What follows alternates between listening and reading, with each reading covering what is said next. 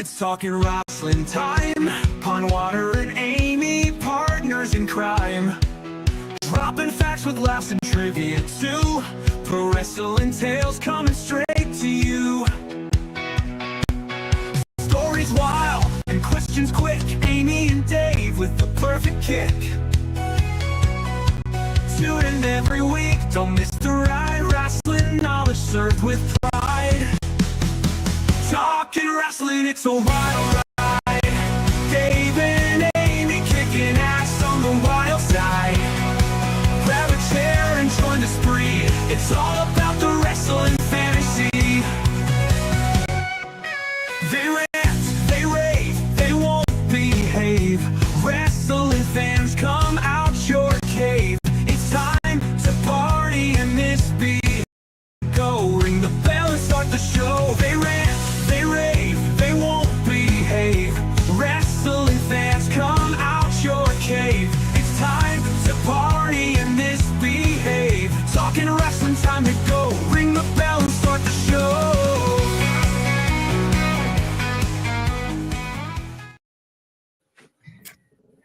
Hello and welcome in, everybody, for another fun episode of Talking Wrestling with Pondwater and Amy.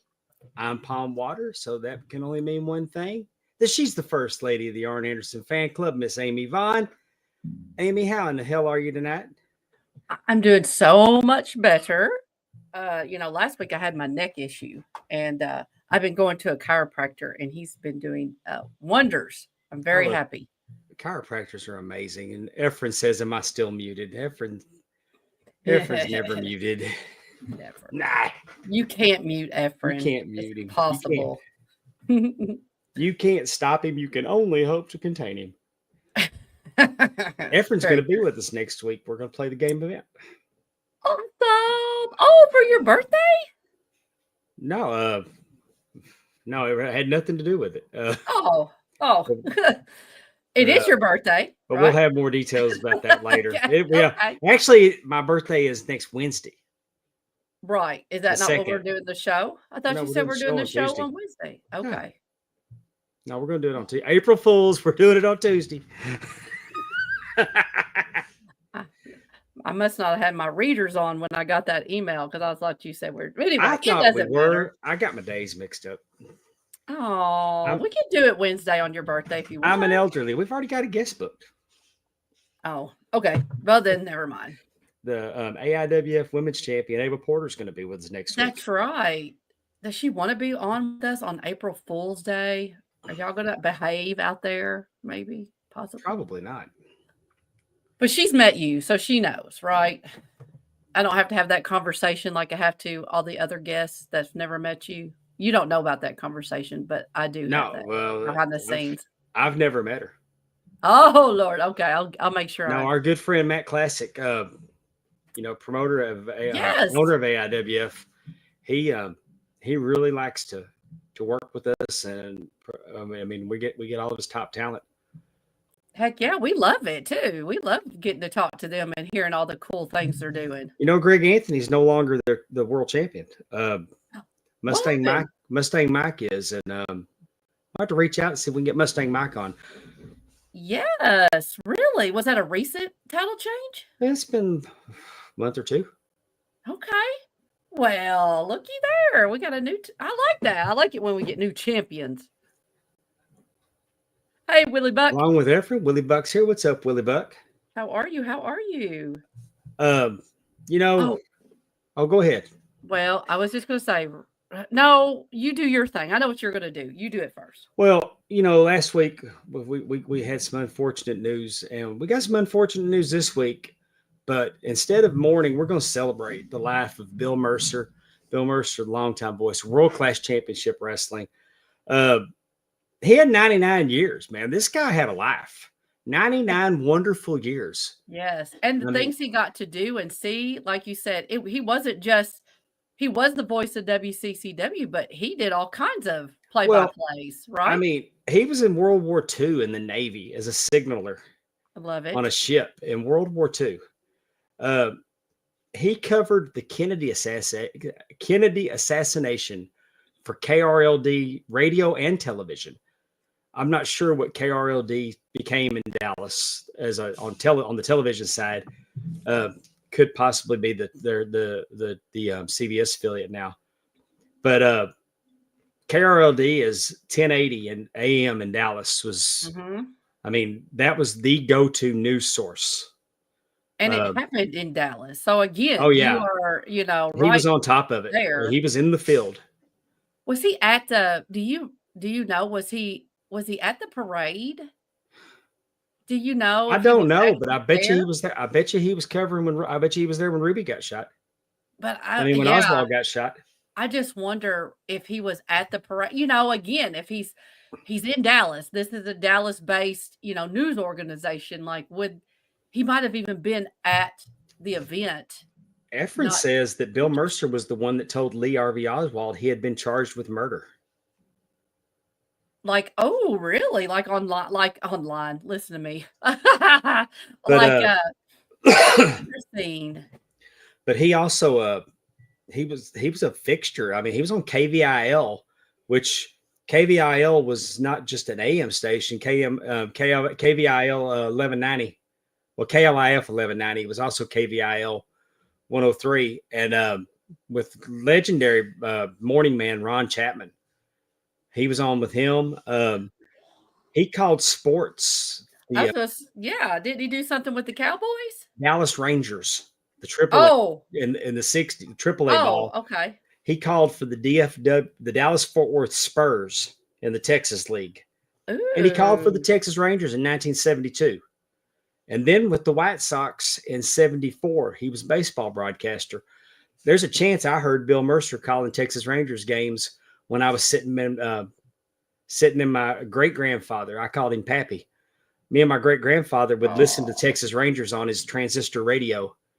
We'd listen to the games and we would roll cigarettes. He taught me how to roll cigarettes. He had a little machine where Laredo, he had a can and he'd put them in there and we'd do there's a little gimmick that you put them in and go across like that and he'd kick it. And we'd roll his cigarettes and listen to the Rangers. And then he went on to call the University of North Texas football and basketball. It was North Texas State, University of North Texas. Then he called for the Dallas Texans in the American Football League. Okay. And for those that don't know, the Dallas Texans moved from Dallas to Kansas City and became the Kansas City Chiefs. Interesting. And then he called the Dallas Cowboys from 1966 to 71. And just for some trivia, who was Bill Mercer's partner in the booth for the Texas Rangers? It was Don Drysdale. Wait. I have no idea who Don Drysdale is. Oh, that makes me say, well, legendary baseball player. Okay. Sorry. For Texas or just in general? In general. He didn't play for Texas. Okay. The Ice Bowl against the Green Bay Packers, Bill Mercer called that game in 1970, and then he called the Super Bowl in 1972. Awesome. So, and he was the voice of the Southwest Conference. Before the Big Ten, the Big 12, we had the Southwest Conference, which was comprised of SMU, TCU, Texas, Houston, Rice, Arkansas, and Baylor, and Texas Tech. That was Go ahead. I'm sorry. So it was he had a great career, and then he became the voice of world-class championship wrestling, a legitimate newsman, a legitimate sports broadcaster calling an illegitimate sport in its heyday. Bill Mercer was known worldwide as the voice of world-class championship wrestling. I love it. Yes. And then he went on to teach broadcasting at the University of North Texas. He taught for 35 years. Oh my gosh. Well, I mean, he was almost 100, so he's had quite the life. Now, you showed a picture where you had your picture with Bill Mercer. Where was that taken? Do you remember? Yes. Look how young. My gosh, you look young. Thank you. That was That was 11 years ago in Charlotte, North Carolina, at NWA Legends. Okay. 11 years ago, I would have been 48 years old. Oh my God, he was 88. My goodness. Nice man. I was so excited to see Bill Mercer there. Oh, I bet. What did you ask him? I don't think I asked him anything. I think I just sucked it all in. I kissed his ass. Well, I mean, Efren. Got y'all a preview for trivia tonight. But Bill Mercer was a really nice man, and he was a legend. If he's a broadcast legend, and he's going to be missed. And he was at the Iron Claw movie premiere in Dallas. Did you say you saw him there? I wasn't there. Oh, but Lance Peterson saw him there. Took pictures. Lance. Okay. So okay. He got out for that. So it wasn't like he was 99 and right, frail, not able to get out of the house. In a nursing home somewhere. He had a good life, and he's 88 in this picture. Yes, and so I mean, oh my, bless his soul. Anyway, rest in peace, Bill Mercer.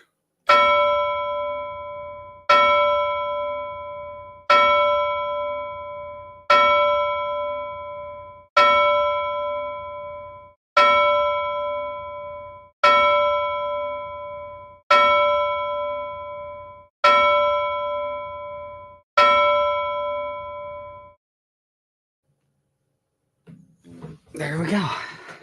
So sad. What I was going to say a little bit earlier. I mean, 99's a good run. Yes, but I think. I mean, Betty White not making it to 100 was sad. Yeah, well, I mean, she was right. She was very close. Like she came out of turn 4, heading for the finish line and I mean, like what? Where'd that come from? Exactly. Well, I will say what I was going to say earlier is that Ron, our guest last week was fabulous. Like, oh, God, yes. Talking to him. And I am going to tell you, I can't stop thinking about maybe having my TV title re-leathered into red. I can't stop thinking about it. He's the man for the job, man. I know. And everybody loved having him here, and there was nothing ugly going on in the chat. There was just the belt hobby's a little snarky. I could see, it's but I mean, go ahead. It's territorial. It's like it's tribalistic, and and everybody, all the belt makers have their fans, and they have the people that don't care too much for them. And sure. So whenever you get off into that world, you have a potential. But no, Ron was well received. Ron was a great guest, and he's the second most watched episode we've ever had. Awesome. 974 views. We're sitting at 820 subscribers. We've had the biggest increase in our subscriptions. And we appreciate you all. We really do. We're humbled. Just thank you so much. But I really do think I'm going to, like I said, I can't stop thinking about that TV title, that red leather. And he would be the one I would want. I never even thought about it. I just, again, I'm not, I told y'all last week, I won one of those belts and my great friend Henry gave me the other one. So I have not really collected, but that red, that NWA red leather TV title, that looks so nice. I don't know how you can be an Arn Anderson fan and not have one. I know. I honestly did not even know you could do those kind of things. Like, I didn't know. And so you all have opened up my eyes, and now I'm like, hey, I will be opening up my checkbook. Do it. T-Weave's rolling with us. Jimmy Sorensen, little Jimmy Sorensen. Hey, Jamie. Dave, what was the first call you ever heard Bill call? Probably Honestly, look at his picture. It's you and him. I don't know, Jimmy. I worked on the weekends, and Mhm. I wouldn't have seen. I probably didn't see an episode of World Class Championship Wrestling on Channel 39 for a while. I would have had to had a day off. We didn't have VCRs in '82. But I mean, they like, had them, but you had to be really rich to get one. well, and like you said, you probably heard him call baseball, but didn't even know that was And him. didn't know it was him. Yeah, which is kind of crazy, Yeah. to think about that lives T- intertwining. here with us. Hmm? He was in an episode of the Brady Bunch. Bill Mercer? He? Oh, Pronouns, pal. I'm going to Google that. How do you know, T-Weave? Tell us more. And do I? Thank you, Jimmy. Jimmy's firing them off. Do I think Dick Van Dyke will make it to 100? Yes, Jimmy. He's still pretty spry. I saw a beautiful video of him at Disneyland. They took him to Disneyland, and he was watching the guys sing the song from Mary Poppins, and he was in his wheelchair singing along, kind of directing them and singing along with them. Okay, we're getting Drysdale was on the Brady Bunch. Drysdale was on the Brady Bunch. That's why I was fixated. I did not know Bill Mercer was on the Brady Bunch. He must have been dating Alice. That's kind of that Hawaiian trip, or the one they took to Kings Island. Do you remember that one? That was great. I've seen them all. That's so funny. Okay, so he must have been catching up. Pee-wee was catching up. So we did talk about a Drysdale. So we just got confused. Which we can do on this show. You want a little show and tell? My wife bought me something. Okay, yes, then I do. I don't have a cute little song for it. I can just go, oh, show and tell. It's a game we play. I wanted to make sure. Oh, look at that. There's a story about this. This is why. Okay. She sent me a picture. She was at Walmart and she showed me this. She goes, well, they got Hogan and Mean Gene. I said, do what? And this is 1984 Hogan. Yeah. And Gene-O-Mania. There's a story behind this. Uh-huh. Hogan was in a feud. Right. And he was having an issue with Mr. Fuji and George the Animal Steel. Okay. But Hogan needed a tag team partner. Yes. Hogan needed a tag team partner, and nobody would tag with him. So Fuji and George the Animal Steel said, without a tag team partner, we're not fighting you. Uh-huh. So Hogan got Mean Gene to be his partner, and he's telling him, Mean Gene, all you got to do is just sit on the apron. All you got to do is sit on the apron. I'm going to do all the work. You just have to stand on the apron. I got to have a tag team partner. And they did these training vignettes. Who? Wait. Hang on. Oh. So they did these training vignettes. Oh my goodness. Look at that. Hulkamania, Gene-O-Mania. If you're watching, and then this is post-match after they won. I remember that. But that's hilarious. But the plan was never for Gene. The plan was never for Gene. Come on, Dave. Get with it. The plan was never for Gene to get into the match. Mm-hmm. But here's what happened. Hogan was beating him up. He was doing Hulk Hogan stuff to George Steele and Mr. Fuji. And he turns around and him and Mean Gene high-five each other and they're celebrating. And the referee said, that's a legal tag. Yes. Yes. And they're trying to explain, hey, that was just a high five. No, that was a tag. He's got to get in the ring. Ref starts count. Gene's got to get in the ring. Now, you young people are saying, that's no big deal. All he had to do was just tag right back out. Nay. Because as you've learned on our show, rules matter and they mean something. Mm-hmm. And back then, the rule was you couldn't tag back out until contact was made. Mm. So Mean Gene ended up having to take the heat from Fuji, but they prevailed, as you saw, and it was just such a fun angle. Such a fun, and that's when wrestling's fun. And it was big in the after mags. We saw it on USA. It was just a fun. Just that's cool when wrestling's fun like that. And I'm gonna tell you what else is fun. Are you in the loop about Oh man, I don't know. the American Luchador on WWE. Oh, okay. El Hold on. Americano. It's so good. It's so good. El Grande Americano. El Grande Americano.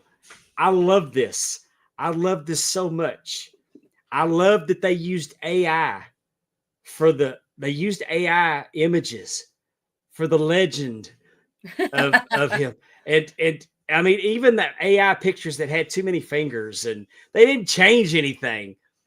Just people are getting upset about this. Really? Yeah, like it's insulting, it's racist. No, it's not. Oh, This is Lord. awesome. It's supposed to be. We know it's Chad Gable. Yes. Everybody knows it. That's the joke. He had a doctor's note.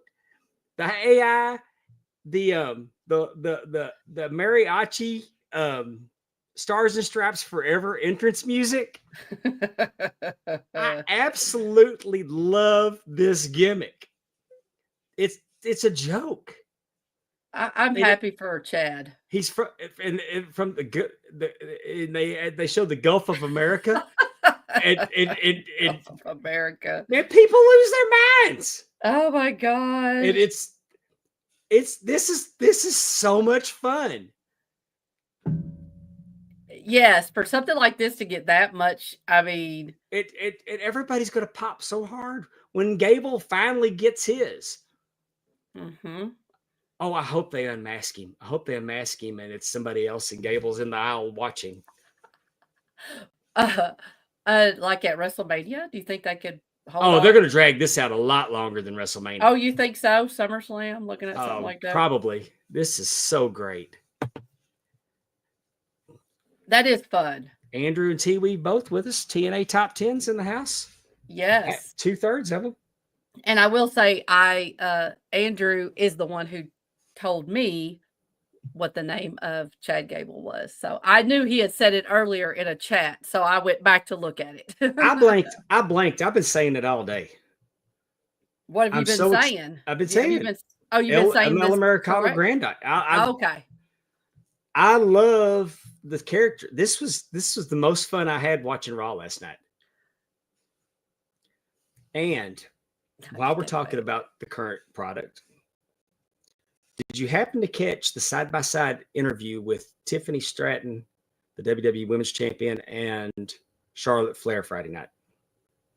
Friday night? Friday. No, I watched think it Friday I was night. watching a ball game. They did a side-by-side interview. Mm-hmm. You can tell it wasn't scripted. They probably had talking points. Yeah. Now, I think we both can agree that Tiffany needs to win this match at WrestleMania.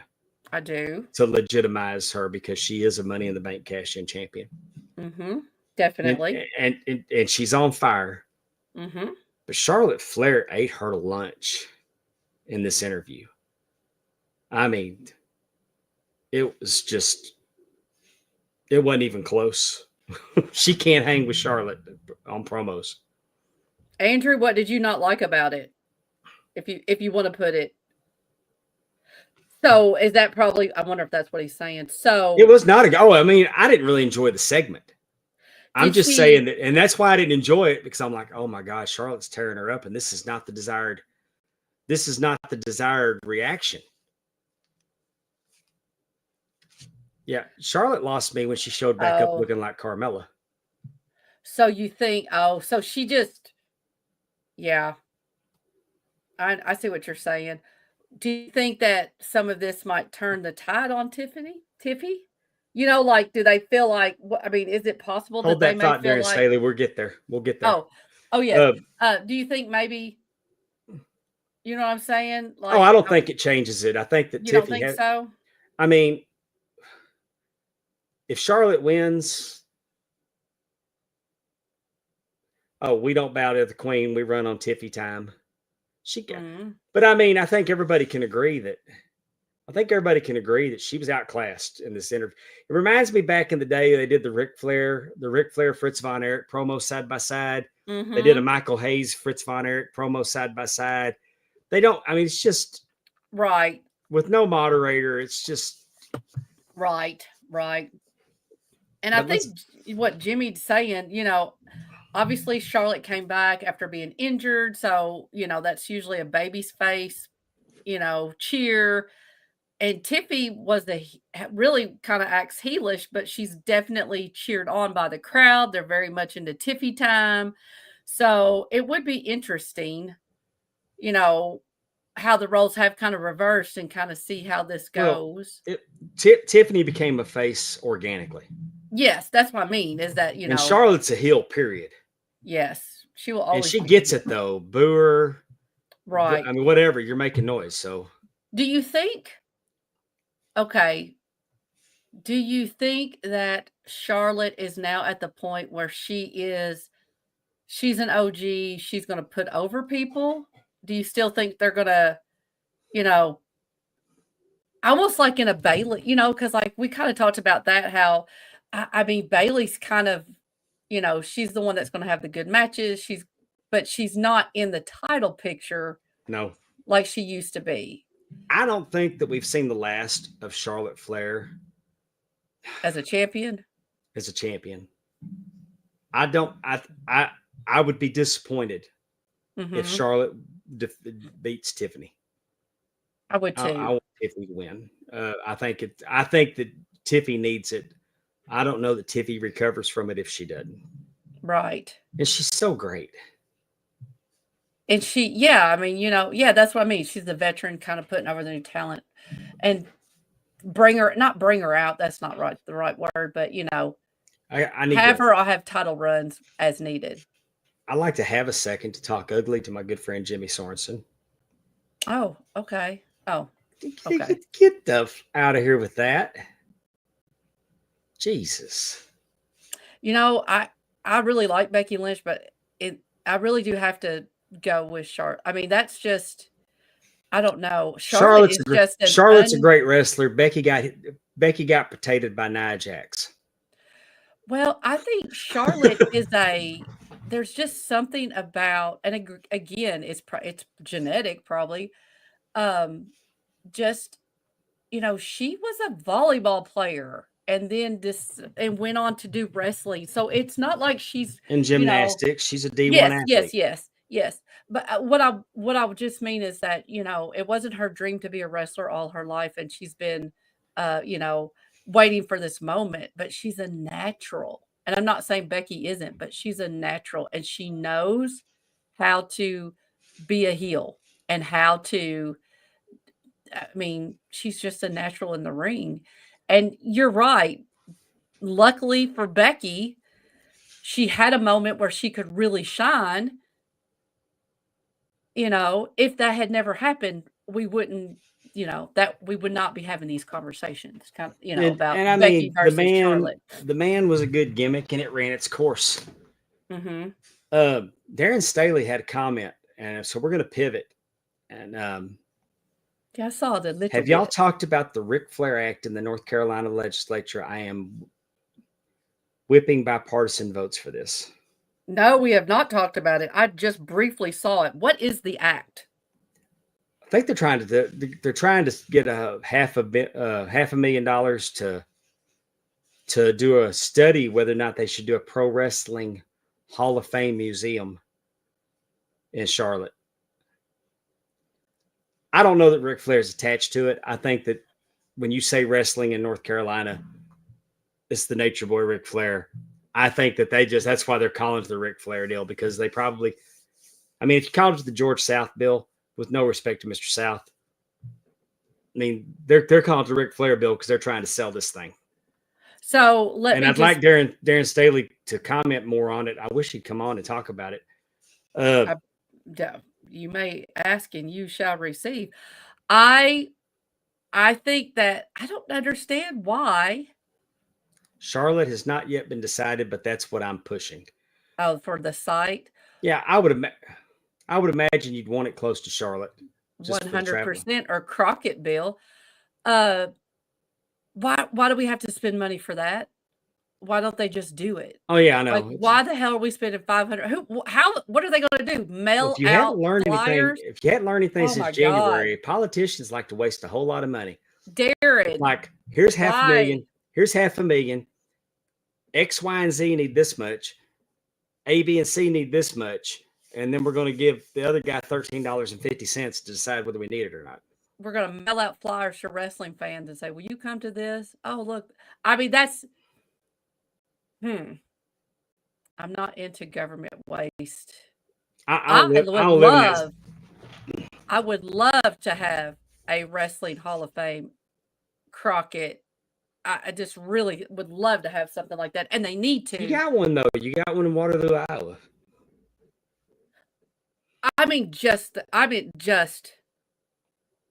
like Crockett, like just North Carolina has a rich history for professional wrestling. Or even, wonder why do they not have a I mean, is there not any kind of Hall of Fame? But you'd have to have it in Charlotte. You'd have to have it by the NASCAR Hall of Fame. People are already there. I don't think that it would perform well as a standalone. Like bring it. Yeah, I could see that. You can't 100%. He could. Oh yeah, Haremza could run it.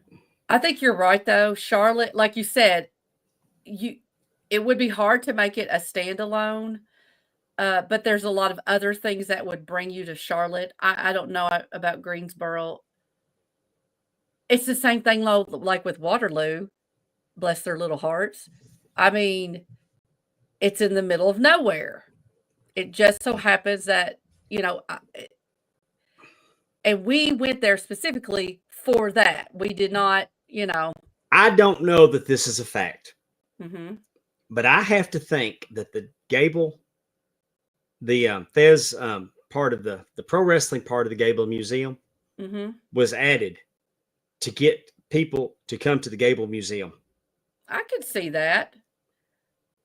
Especially as you had so many I think that you're using pro wrestling. You get the pro wrestling fans in there to show them how cool shoot wrestling is.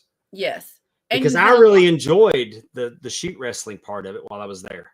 Oh yes, it was super cool. But if you said, "Hey Dave, why don't we go to Waterloo, Iowa, and go to the Dan Gable Museum?" I don't think I will.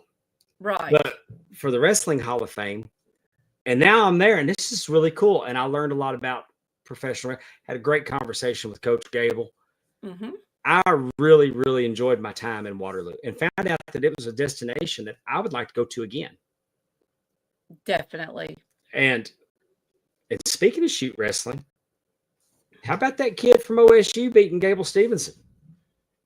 I mean, I love it. I love when someone, an underdog, comes out of nowhere, in a sense, and beats the odds. I love that. Yeah. That's why I really I really do enjoy kind of watching the NCAA tournament, because there are upsets. There are 5 seeds there are 12 seeds beating 5 seeds. And there are, and it's just, again, you see these kids, and they are kids because they could be all of our kids. But, you see these athletes who have worked really hard. They're working as a team. They're putting it together. It's, it's working. Like I said, I really enjoyed that. So that was good for him, good for him. Darian said that Charlotte makes the most sense. 3 co-sponsors so far, 2 GOPs, 1 Democrat. He said it's hard to get people to do shit outside of their district, but very few people know this. I was a big part of the North Wilkesboro Speed Speedway come back, then you, sir, are the man. I love watching those old tracks. I ain't gonna lie. I'm watching the news about Michael Jordan and taking on NASCAR. I hope he just destroys them. I hope NASCAR has to do things. I hope they have to do things that they don't like to do. I hope that it destroys them. If they went out of business tomorrow, I don't know why all those car owners just don't go and start their own thing without NASCAR. Say, hey, you do whatever you want to, but we're going to take our cars and we're going to go race somewhere else. Right. We're going to go make some local track famous. We're going to run there, and y'all are going to not have anybody, because they've effectively done everything they could to kill what they used to. You knew what channel NASCAR was going to be on. You don't know where it's going to be. True. Used to, you had to know somebody to get tickets, or you had to pay a scalper, and you had to get on a waiting list to get tickets. Sure. You got plenty of seats now. And they're chasing TV revenues, and it's just, they've got all. I saw a car bounce up the other day, and it just bounced up and came down. Like, it never was like, how could a car do that? Because there's nothing stock about them anymore. Right. Yeah. And they need to go back to what they were doing at their 50th anniversary and put it all back to like it was then, because it was entertaining then. Mm-hmm. And it's one thing after the other with them, and with their charter system, and we just won't have charters. And I mean, they're a privately owned company that don't like being told what they're doing.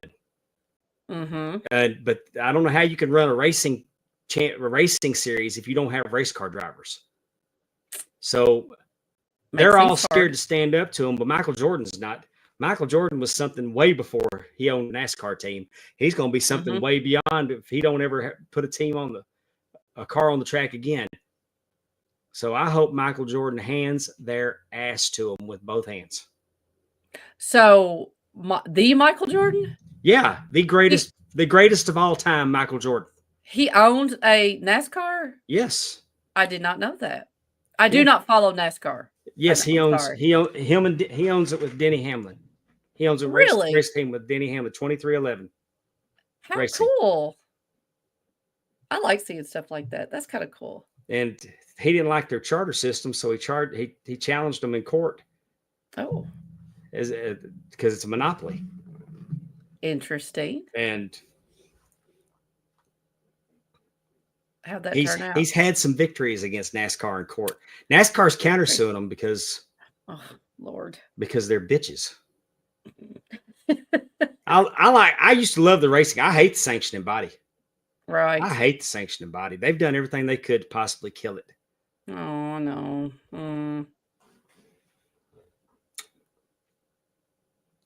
Well, we'll just have to keep watching for that and see. Darren, you'll have to keep us posted on that in North Carolina. I'm with you. I do hope it goes through. I like that. I like that idea. Because again, one of the things that was super cool when we went to Waterloo was all the memorabilia, all the things that they had that were signed or worn.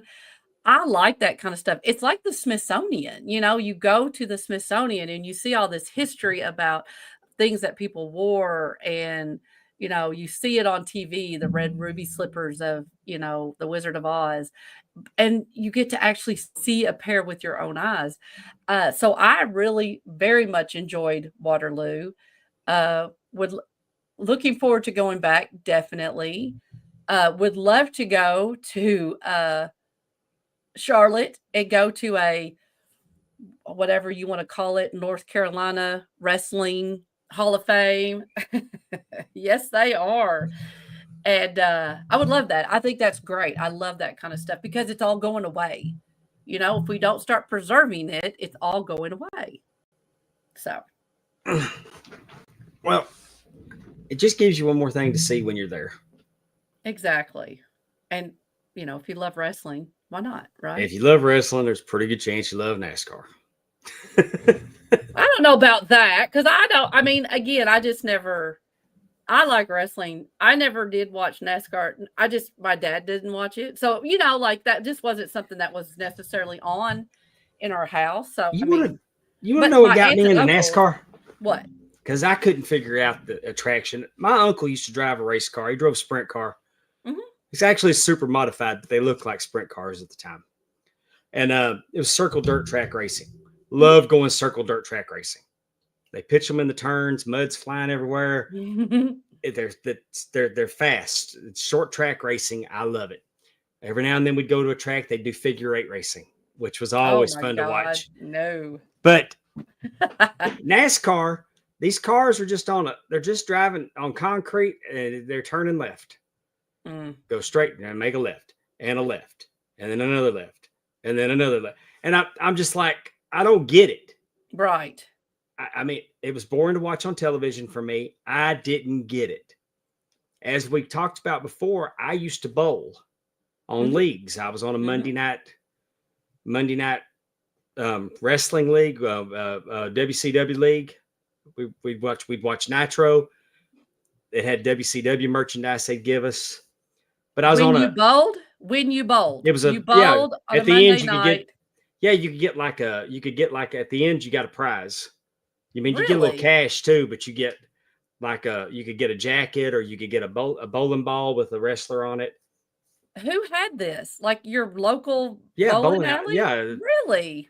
Well, I was on that Okay. league, Sorry. but I was also on a NASCAR jacket league. Mm-hmm. So at the end of it, you got a NASCAR jacket. One Okay. was really nice. Looks like they're fire suit jackets. Yes.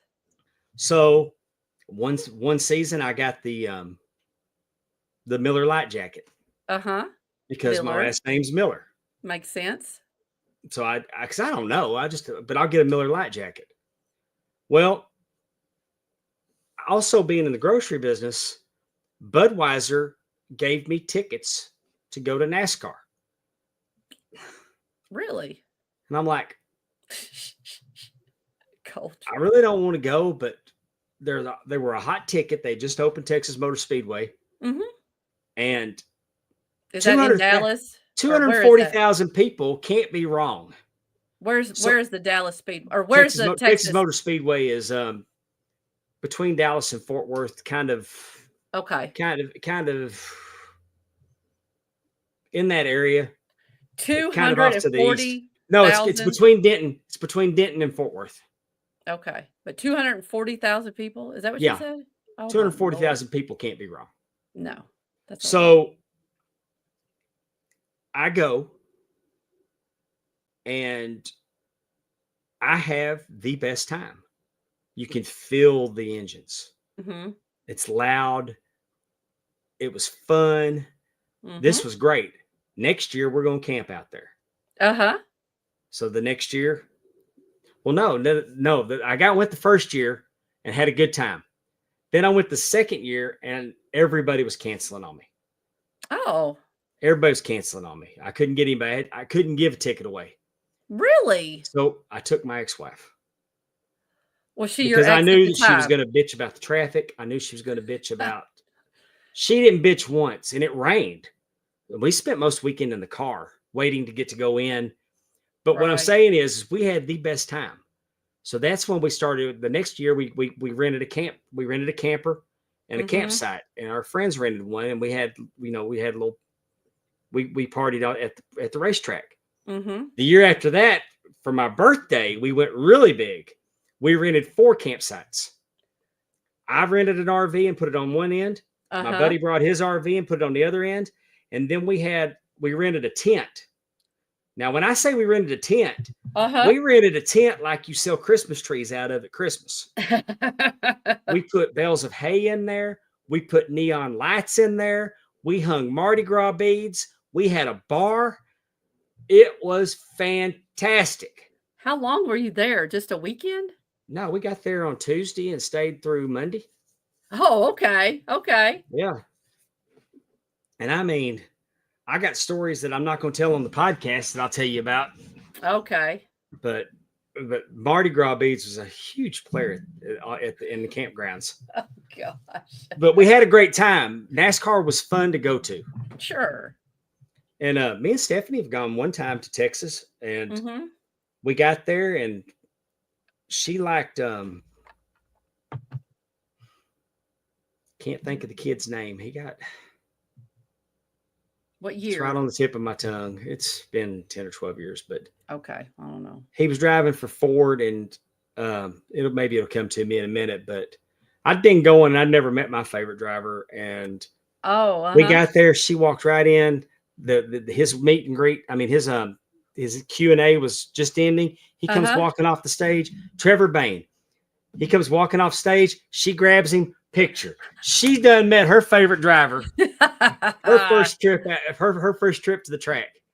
Within 30 minutes of getting to the track, and we had a good time that day. I love it. So they're fun to go to.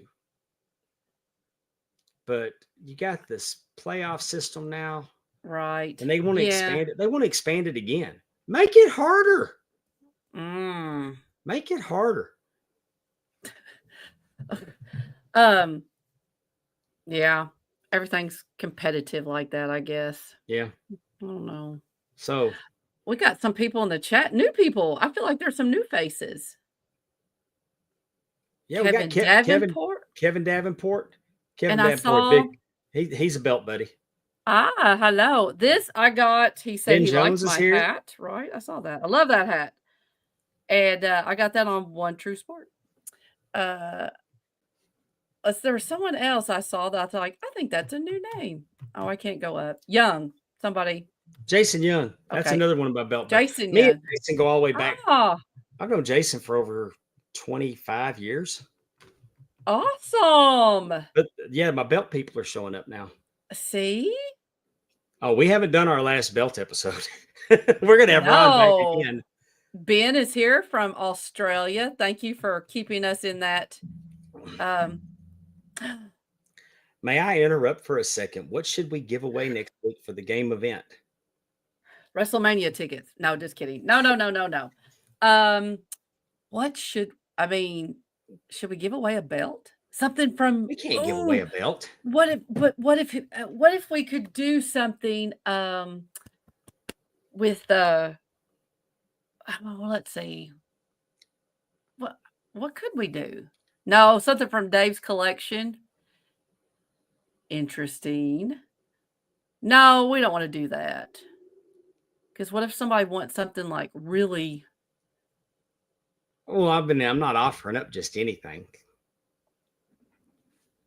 Money is no object when it comes to our stuff, Dave. Maybe just give away Dave. Oh, how about a WWE shop card? Oh, that would be cool. I think that's a great idea. Yes, I do too. You could get anything. I love that idea. Just the fact that Efren wants. We're gonna have so much fun. Oh yeah, we're gonna kick the show off next week, and I mean, I'm not no sooner gonna say the first lady of the Arn Anderson fan club, Miss Amy Vaughn. How are you, Amy? We're gonna have Efren, and we're gonna play the game event right out of the gate. Dave. I don't know about you, but I am a champion. I have won game event before. Have you ever won? I've placed. So that's a no. Whoa, $100 WWE shop card. Yes. I don't think we're eligible though, Amy. Well, no, that's fine. But I love that. That's a great gift. Efren don't mess around. So, Efren, do our audience, do they need to make sure they're here by the time we start at 6 to get chosen, or how does that work? Yes, Amy, they need to be here because the show started. No, that's not what I meant. I'm just saying. Everyone can play. It's trivia, Amy style. Get your tablet, phone, or computer. We will start right as the show starts. I love it. Oh, that's going to be fun. Darren Staley makes a good point. Efren does mess around.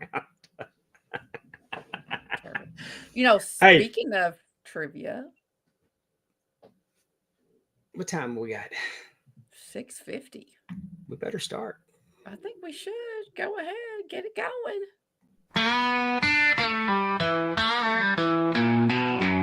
It's time for Amy's Trivia. Can you hang? How big your brain. It's time to play. So, as we talked about last week, this is WrestleMania season. Stop it. And all trivia is going to be, up until, is about WrestleMania. Now, this is going to be between WrestleManias 1 and 15. So the answers could be from any of those. Well, if you paid attention to trivia the last 2 weeks, this That's one ought to be true. pretty easy. And they're jumping off in the chat. We'll just go ahead and say it is C, the Executioner. We'll just go ahead and I almost marked that one out. Who did Chico Santana defeat at WrestleMania 1? I almost marked that out to be done, but I was like, no, let's see if Dave remembers. Bonuses. Who called him Chico Santana? Well, Jesse the Body did. There you go. Ba-dum-ba. All right. Who lost the tag team championship at WrestleMania 6? Was it Powers of Pain, the Can-Am Connection, the Colossal Connection, or the Hart Foundation? So think all the way to number 6. Oh. Who lost those tag team championships? We're getting some answers. I mean, there's not like a one, not like that last one anyway. Jimmy, I love you for that, Jimmy. No. Terrible. Darren says D. Ben says C. Oh, Ben is says, giving you. He is giving you some. Andre turned babyface after. I'm gonna go with C. Ben Jones nailed. I mean, he made a great case. Okay, let's see what is the answer. It is the Colossal Connection. Never always go for the one that gives an explanation. Like I said, he knew that match. Andre turned babyface, so that was a good one. Yes, that is right. The Colossal Connection. Sorry, tongue twister. Do you know how old I was when I found out they were called the Colossal Connection? What did you think they were called? Just Andre and Haku, or Yeah. what do you think? Oh, you didn't know. Family. I thought they were the first family. You didn't know they had a name? No. What? I wasn't watching that shit in 1990. What were you? Darren Staley took me by a major surprise. Yeah, I'm not putting that on the screen. No, let's not. But I popped for it. What year did you find out what they were called? Right now. Oh, right at this moment. Oh, okay. Yes. I was not aware. That's hilarious. Willie Buck got it too. Oh, good. Good job. Who challenged Sable for the women's championship at WrestleMania 15? We got Luna, Ivory, Jacqueline, or Tori. Who challenged Sable? I'm going to go B, Ivory. You think it was Ivory? We got an A. A, Luna. Oh, I agree with him. I've already said it. I've already answered, but I do agree with Darren Staley on that. Oh, all right. Let's see the answer. I think Efren's disappointed in me because I didn't know. I was an NWA guy. Yeah, I was surprised when you said I was this day old when I found out. It was Tori. Wow, we missed it. Tori. She challenged her. I need to go back and watch that match. Yes. At 15, number 15. What did Goldust? Lord, I'm sorry. Who did Goldust have a match against at WrestleMania 13? Was it Owen Hart, The Rock, Triple H, or Mark Merrow? Who did Goldust have a match against at WrestleMania 13? Darren says A. Jimmy says D. And just to clarify, James, no, it was not Tori Wilson. It was Tori. That was just her name. She was with DX. Oh, okay. You remember her? She was vaguely. Now I do. I mean, yeah. The answer is You dropped something there, Darren. Is it D, Mark Merrill? Let's see. No. Triple H. Wow. Yes, 13. You know, he's still pretty young. Nobody got that. Nobody. I like that. I like stumping you all. Okay, next question. You did. Who did the Undertaker beat at WrestleMania? Oh, go ahead. What? Okay. Who did the Undertaker beat at WrestleMania 8? Brett? He was on with Arn. Oh, Sid Vicious, Roddy Piper, or Jake the Snake Roberts? That was Jake the Snake Roberts.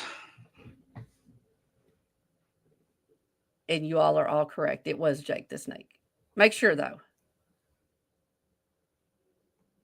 Yes. Ta-da! Very good. Very good. Next question. I just want to put my wife over for this layout that she did. I love it. I love this. I do too. And I do want to say that this trivia comes from Total Trivia. It's a website. You can get trivia on all kinds of subjects. They have a lot for WrestleMania. So instead of reinventing the wheel, I just went ahead and pulled up some of them. So thank you very much, Total Trivia. Free trivia. Lord, I forgot. I messed up the name. Efren points out that Jake was screwed out of Pat Patterson's job and left right after. Oh, yes. We've heard Jake talk about that too. Bret the Hitman Hart won the World Championship at WrestleMania 10. He wrestled earlier that night. Who did he lose to? I think everyone pretty much. Everybody knows that. He lost to Owen Hart that night. As he should have, because Owen was the best Hart. We will. I mean, when you look at who the hierarchy in the Hart family, Owen was the best, and then Stu, and then Bruce, and then Helen.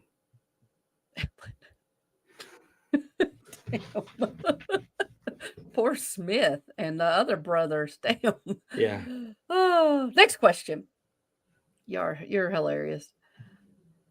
What lady accompanied Shawn Michaels to the ring at WrestleMania 9? Was it Luna? I know. Was it Elizabeth? Was it Sherry? Or was it Alundra Blaze? Luna, Elizabeth, Sherry, or Alundra Blaze? Darren Jones says it was C. Ben Jones says Darren Staley said C. Ben Jones said A. I was like, that might have the last name. And I was like, who's Darren Jones? He's a new one. Yeah, Darren Jones was wrong too. Darren was right. It was C. Sherry. No. It was not? Show the answer. It was Luna. Oh. Luna. She's the one who took him out. Mm-hmm. Oh, wow. I know absolutely nothing about WrestleMania trivia in the first 15 of them. Well, that's true. That's the other thing. It was like, I don't even remember where it was, much less some of these matches. But I probably watched WrestleMania 92 for Flair and got pissed off that he lost to Macho. And got pissed off that Macho came out before him. I mean, that Macho came out last instead of first. Well, yeah, as a champion, that's not cool. All right, go ahead. Coco Beware and the British Bulldogs wrestled the Islanders and who else at WrestleMania 4? Was it Freddie Blassie, Jimmy Hart, Bobby the Brain Heenan, or Slick? Man. Oh, you got to remember this one. He wore it had to have been, I'm going to say it was Bobby Heenan just because he managed. Yeah, you don't remember he came out in that dog attack suit. Do you remember that? He had the big thing with Matilda. Okay. Anti-dog bite outfit. Thank you, Ben. It was Bobby the Brain. Very good. Very good, everyone. At WrestleMania 7, who did Jake the Snake Roberts have a blindfold match against? Y'all probably don't even need me to read these. Was it Dino Bravo, Ted DiBiase, Rick Martel, or was it the Mountie? Who did he have the blindfold match with? Jake the Snake's had a blindfold match against Rick Martel because he blinded him with the arrogance. Very, very good. Show me. Willie Thornbrew got it. Hi, Willie. Hi, Willie. Who won the Intercontinental Championship at WrestleMania 3? Probably don't even have to tell you the options. Was it Randy Macho Man Savage, Ricky the Dragon Steamboat, Greg the Hammer Valentine, or was it the Honky Tonk Man? Or like Santino calls him, the Honky Tonky Man. But everybody knows that Darren, you cannot. You're just Darren. You know that. Come on, Darren. You mistyped that, didn't you? It was B. Ricky the Dragon Steamboat. What I consider to be, Steamboat. I still think it's the best WrestleMania match of all time. It's a very hard to beat one. That was pretty fantastic. Loved it. Yes. Speaking of, I believe that's the last. Just real quick, did you see that? What is it? Dark Side of the Ring starts again tonight. Oh, it does. What's the new topic episodes? Tonight? I believe it's Mick Foley. I saw. Let me think. I think it's something about Mick Foley. Thank you, Efren. I cannot take credit for that trivia. It came from freetrivia.com. But they do a really great job over there and lots and lots of topics. Sorry. At this time, it's time for our girl. It's our topic, our main topic. Can we stay on topic? Maybe we doubt it, but we try. At this time, I'd like to bring in from we recently saw her at the Top Guy Rumble in Huntsville, Alabama. She's been wrestling. Whoa, what a surprise! Like 13 different promotions already in 2025. Oh my gosh, girl. I think it's 13. I counted them a minute ago. Oh, she's all over the place. Mackenzie Morgan, how are you, Mackenzie? I'm doing my best. How are y'all? Oh, we're doing great. Good. We were playing WrestleMania trivia and failing miserably at it. Yeah, I would probably fail too. I'm bad when people ask me questions. So, I know the answer, but I don't know. I just start stuttering, man. But hey, that's life, right? That's right. Well, what was crazy is I told a story earlier in the podcast about an angle from 1984 with Hulk Hogan and Mean Gene. And then we did like the trivia was in the first 15 WrestleManias. And I whiffed. I whiffed on pretty much all of them. Some of them I was kind of shocked like that you didn't get. I was kind of like, what? You don't remember that? We had the fortunate I hate when I lose my words. Yeah. We were very fortunate to meet Mackenzie at Top Guy Tussle. We actually got to watch you wrestle. That was awesome. Yeah. How was that? What was that? Have you done a lot of wrestling in Alabama at that point? I have only wrestled in Alabama one time before. Mm-hmm. Like I said, I'm just going to go ahead and preface it. Sometimes I forget. I'm a very forgetful woman. Don't fact check me. Or maybe fact check me. Let me know. But I believe I only wrestled one more time in Alabama, which was like very early on in my career. Adam Priest invited me over for a show. Uh-huh. I was like, absolutely, positively. And that show actually got me to a lot of different other shows. So Adam Priest really planted the seed of Mackenzie Morgan. And it happened, it was in, gosh, I don't remember what part of Alabama. But it was a little small town. I had the time of my life. I met a lot of Rocket City? Or New South? No, it was with Action, but I believe it was like a fundraiser show or something. Mm-hmm. But it was like in a crystal ballroom or something. It was nice. Cool. And you know, you're busy because you're hustling because you want to make your dream, come into reality. So nobody's blaming you for forgetting. We love it. We love hearing how Well, much you're, I like you remember said, out her there. saying that, and I've counted. You've already appeared in 11 promotions this year, and it's only March. That's pretty cool, man. You're all over the place. Wow, it doesn't feel like sometimes I'm like, oh my gosh, like what's going on? And then like the time just flies, And like I don't know, I'm not good at paying attention. I've got to learn how to pay attention because I didn't even pay attention to 11 different promotions. Like, good job. That's right. Like you said, you're just out there doing your thing, right? Oh yeah. I was just doing my research, and they did. But what you had said about just trying to get out there, Mm-hmm. and this was at the end of January, beginning of February. Yep. And then I looked and saw, yeah, she's out there. Oh yeah. So when did you start loving wrestling? When I was this tall, I started loving wrestling, Uh-huh.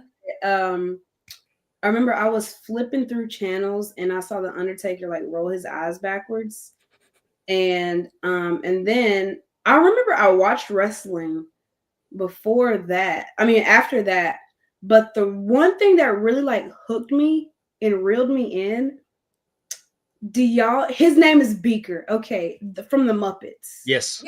Beaker from the Muppets was on Monday Night Raw with Shane. Yes. That is like a core memory of my love for professional wrestling. But like I remember watching like certain matches before that, clip. But like I don't know, man. Like Beaker and Sheamus, like really, yes, still stands the test of time. Like that's iconic. It doesn't get better than that. It's one of my all-time favorite episodes of Monday Night Raw. And if they'd have put the belt on Kermit, I would not have been mad. I remember I went to school after that, or I don't know if I went to school. It was something, but I had a homie, we would always talk about wrestling, and we just like couldn't stop talking about it. And then like ever since then, we would be like, "Did you watch Monday Night Raw? Yeah. Did you? Yeah." And I don't know. It was Beaker and Sheamus for me. Well, I tell you that if anybody, if you're watching wrestling and you question why they do what they do, that's why they do what they do. Yeah, sir. Everything may not be for you, but it was for somebody. And she's hooked, and now she's tearing it up on the indies. Yes, she is. And speaking, just going back to the Sheamus and Beaker, like I think Sheamus had been kind of memed up as Beaker, because of the look. And then when they come on to play into that was just great. He's acting like they're cousins. And I mean, it was fabulous. You're right. It was great. It was iconic. It was like the red hair. Like I'm gonna dye my hair red tomorrow just for that. Oh, so when did you decide that this is what I want to do my life?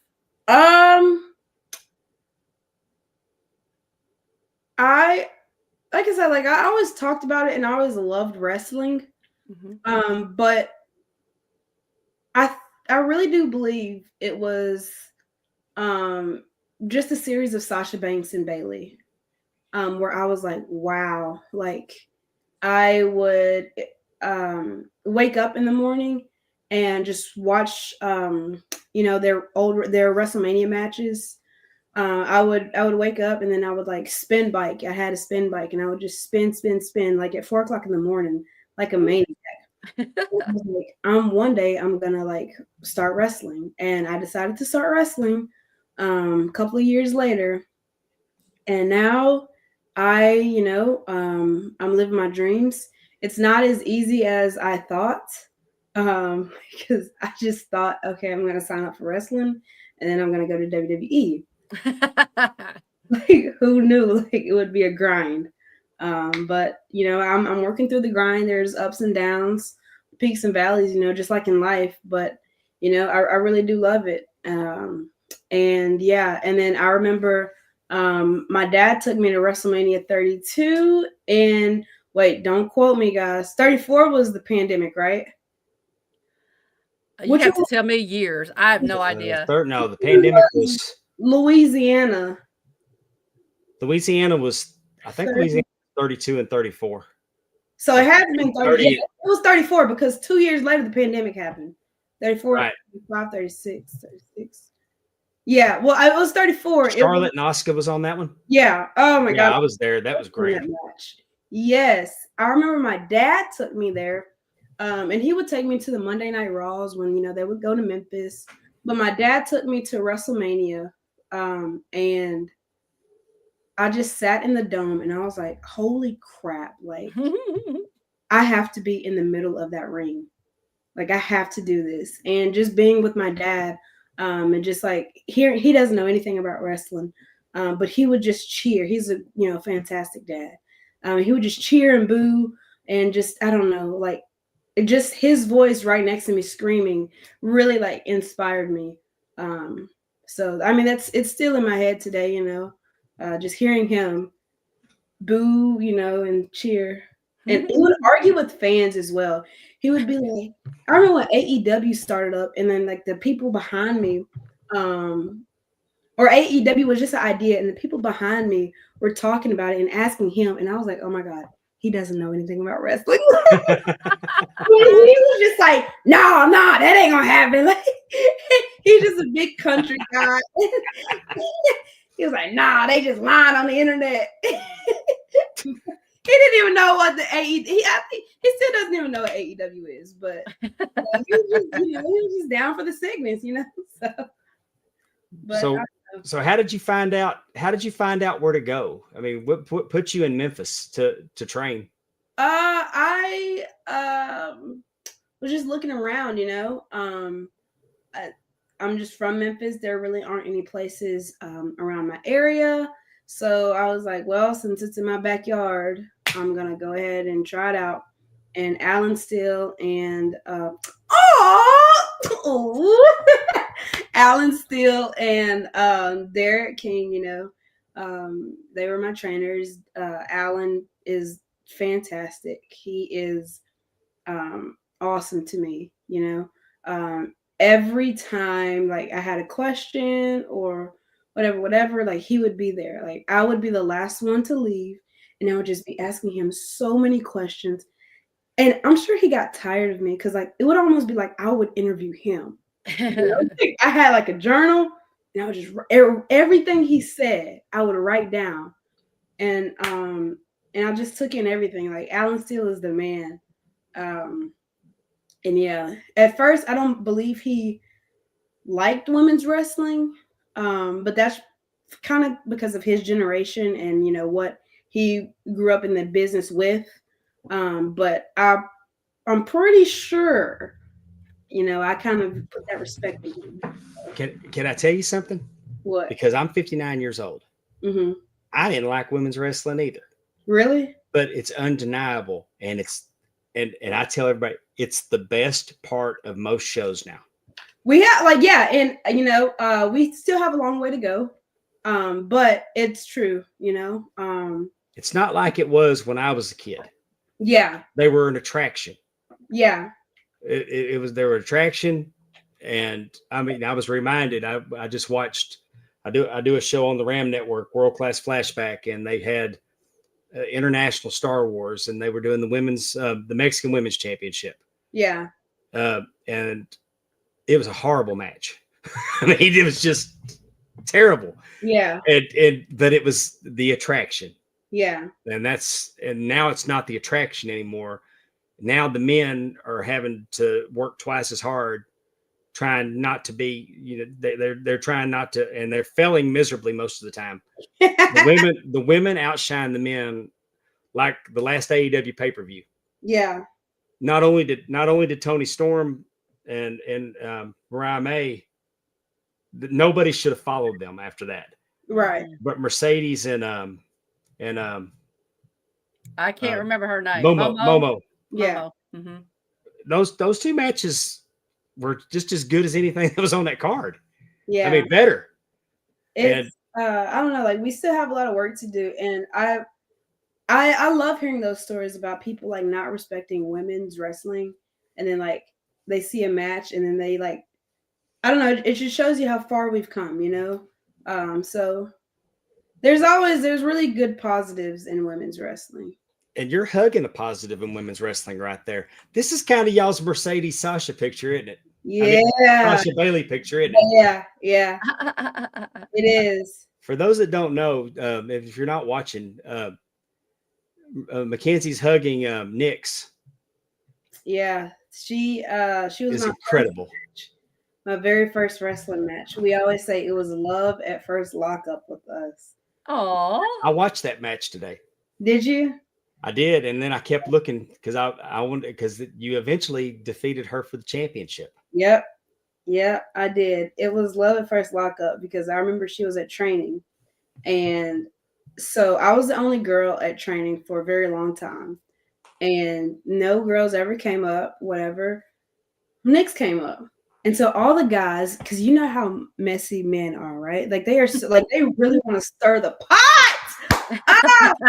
And they were like, uh-oh, she's coming to take your place. And I'm like, no, like, and then they were trying to like start mess with us. I'm thinking, no, like, come on. Like, I want another woman, please. We locked up. And I don't know. It's like, have you ever just had like a really good hug? mm-hmm. Yeah. I needed that. When we shout out to Dave Silva. When we hug, it just, I don't know. Like another way to put it is like when you are when there's water at 3 a.m. next to your bedside and you drink the water and it's like, good. That's how it felt when we locked up. And she was my first match. And we had, you know, a long feud. I beat her for the title. And yeah, like I'll never forget that. I have a picture of us behind my dresser. But yeah, I'll never forget it, man. I met her at Battle Zone Wrestling a few years ago. Yeah, was it a cage match? No, it wasn't a cage match. She was in a three-way with Gio and Gio Savage. Yes, Really? Gio and Joey Abel. Oh, and oh, girl, she really getting in there. And she held her own. And we all know that I'm not a huge fan of intergender wrestling. Yeah. But this was one of those occasions that the match was so good that it was an intergender match was not a factor anymore. It wasn't even that obvious. Yeah. I mean, it's not, it wasn't one of those, like she was in there and she held her own and there wasn't anything that happened in the match that I was like, I don't believe that. Yeah. No, she gave them boys all they wanted. That girl is tough. And Robert Gibson was there and she was picking his brain. She's picking his brain constantly.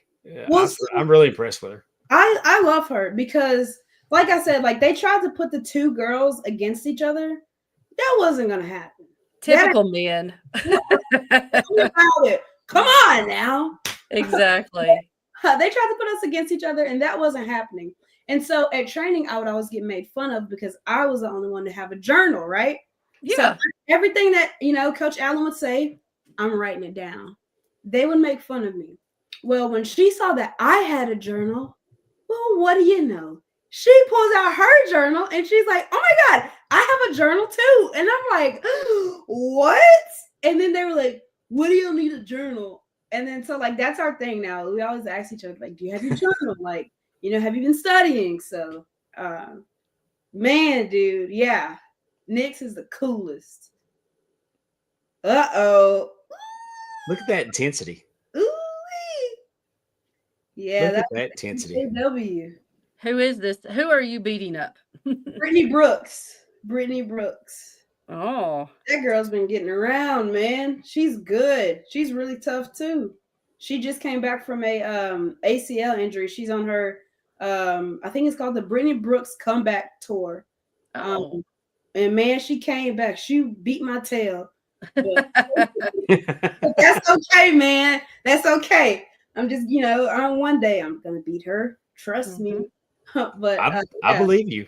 Yeah, I'm gonna get strong enough, you know. Oh yeah, there's that drop kick. I hate your head's cut off in this picture, but I'm so impressed. But I'm so impressed with this drop kick. I wanted to include it. My God, look how high you are. Yeah, I love. That's like. Do you know like when you play video games and you just like spam a move? Uh-huh. I could spam a drop kick, and I might actually do that my next match. Just drop kick, drop kick, drop kick. So okay, so this gray and blue and maroon gear, I guess that's maroon or red or burgundy or whatever. My mom came up with those colors. That's why I have an arm sleeve of mom on the. Oh, I like that. Yeah, yeah. I love just you talking about how involved and supportive your mom and dad are. Like that is They so weren't. awesome. They weren't. They are now, but at first they were not going for it. But you know, they were being overprotective. They were like, I don't want to see my daughter get beat up. But now I could see that as a mom, but your mom's Yeah. making, she's helping you with gear. Dad was taking you to wrestling shows, didn't know anything about it, but his baby Yes. girl wanted to go, so we were going, right? Yes, and I never took that for granted either. You know, I don't know. Like, I have another set of gear cooking up right now. My my best friend JJ. Those colors are for her mom, her son, and her, because those are the two most important people in her life. And she is one of my very best friends. And those next colors are for her. And yeah, so I always say I'm a mosaic of like everyone I've loved. And so I want to include them somehow. So yeah, I've got that. And then I asked my dad his favorite colors. And you know, he's trying to figure that out. He was like, this has got to be perfect. Like, oh. Do they like going to your shows? Like, as in like you said, they worry, they don't want to see you get beat up. Like, are they supportive? But I don't want to go to the show because I don't actually want to see you in the ring. Because what if something happens and I'm watching it like this? And so my mom has never gone to a show. So she can watch it afterwards, right? Yes, you're fine. You're okay. I'll be like right next to her. Yes. My dad, he has gone to a couple of shows, but I don't wrestle in Memphis anymore. So he doesn't travel with me at all, actually, for wrestling. But he does have to be halfway across the country because you're in Texas, you're in Alabama, you're running up to. I mean, he would be like putting a lot of miles on his car. But he always asks, like, where are you going to be at this weekend? I'm telling him, and he always asks for clips. So they do support me.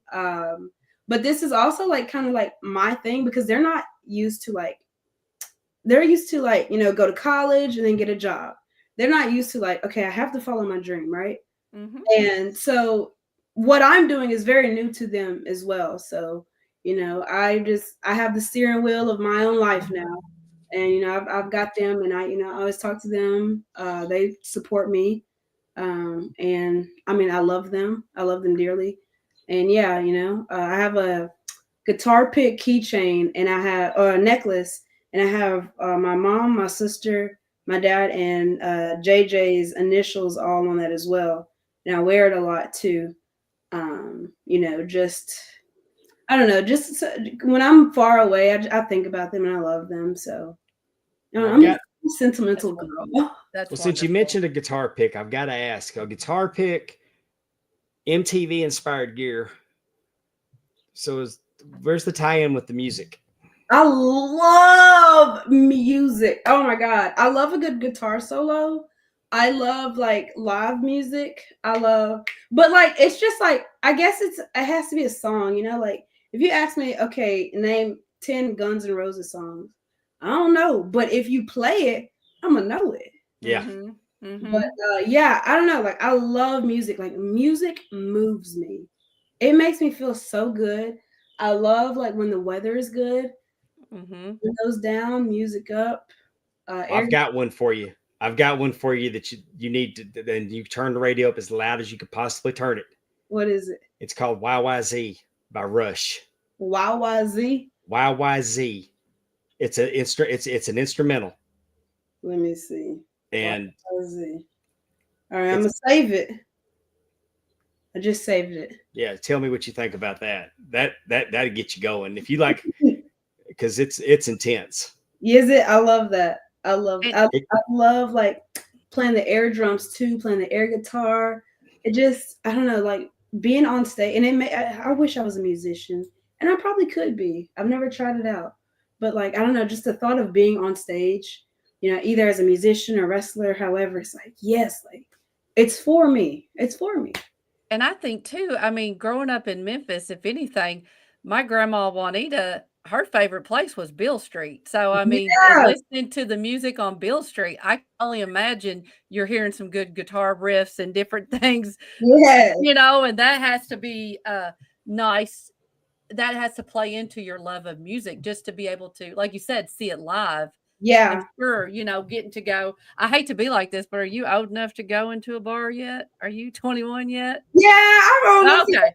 But I'm just making sure because you are very young. I say you're very young, but yeah, I'm just curious. yeah. I would go to Bill Street with my when I was like a whole lot younger with my granddad. Because Jerry Lawler. Have y'all been to Memphis? I have. Yeah. So Jerry Lawler has his own restaurant, Jerry Lawler's Bar and Grill, and every summer, like I would beg him to go. I would be like, he'd be like, "What do you want to eat? Let's go to Jerry Lawler's." Like, let's go. Like, wrap it up and let's go. And so we would always go. He would always take me, and I would always sit in the same spot. I think there's a page poster right next, because there's like a wall of posters. There would be a page poster, and then there would be like just a guy playing music in the restaurant, and then just music going all down Bill Street. And man, that's another core memory. I met Jimmy Hart. I thought Jimmy Hart was a cardboard cutout. Standing there, and I was like, is that Jimmy Hart or is that like a cardboard cutout? And like, do you ever just like stare at someone when they're laying down and you're like, are they breathing? Breathing or what? And then like my granddad just kept walking, and I was like, is this guy real? And then like I kind of went up to him, and I'm like, this is like a pretty good cardboard cutout. And then like I spoke to him, and he talked, and I was like, oh, okay. And so we took a picture. I have it somewhere. But yeah, I met Jimmy Hart in front of Jerry Lawler's Bar and Grill. So love it. Nice. Last time I was in Memphis, I went to a place that had they cook a hamburger in 100-year-old grease. Where? Was it Kooky Canuck? I can't think of the name of the place. 100-year-old grease. But the grease is over 100 years old. Ooh, that was like 1920. Well, I guess back then. Yeah, it was. And when they had moved. There's a whole deal. It's been on the Food Network, and it sounds really gross. But when I tell you, it's probably one of the best hamburgers I've ever ate. This has been 8 years since I've been there. It had to been Kooky Canuck. Because was it like a huge burger? Not really. Okay, let me look this up. Let me see if I can find it. Yeah. Just Google 100-year-old hamburger grease, and you'll find it. Like, who just thinks of that? I mean, I don't know. To each its own. Anytime I go somewhere, I go where the Food Network tells me to go. I went there, and I went to Uncle Lou's and got some chicken. Are you a foodie? Oh my gosh, really? Yes. I'm not a foodie. What's like the oddest thing that you've eaten, but like, or something that you've eaten and you're like, ugh, I'm probably not gonna like this, but you end up loving it? Mountain oysters. Oh, gross. Ugh, I don't like that. Oysters? No, they're not. No, oysters. mountain oysters is what Calf he's trying to fries. say. Tell her what it is. She's too young to know. What is that? Testicles. Oh, like from what? A goat? A cow. A bull. I'm with you, Mackenzie. They sell calf fries, and they call them calf fries, and then they also do pork fries. Ugh. The first time I ate them, I didn't know that's what it was. My dad, because I liked oysters, and my dad said these are mountain oysters, and I took a bite, and I was like, man, they sure have some big oysters in the mountains, and he laughed, and then he told me what I ate, and then he said, when we go to work tomorrow, if anybody says, did you have a good time last night? Tell them you had a ball. What a dad joke. So the last time I was in Oklahoma City, I went to Toby Keith's restaurant, and they had them on the menu. So I posted on Facebook. I said, having a ball at Toby Keith's. Oh my God. That restaurant was called Dyer's Burger. Yes, that's it. Dyersburg. Well, I guess there's a place called Dyersburg, but in Tennessee, I've never. Is it still open? Let me see. Did they make it through COVID? This was updated on last year, so Yeah. it's talking about it still being, and the grease is from 1912. I don't know how they do it, but it was good. I don't know. I'm not a foodie. I'm too scared. Like, they eat like horse tongues and like. I don't know. I'll try anything once because you don't know if you're going to like it or not. No, But if I tell you I don't like something, it's because I tried it and I didn't like it. I've never been like. A lot of my friends are foodies. They're like, let's try this. Let's try that. And I'm like, I'm not like.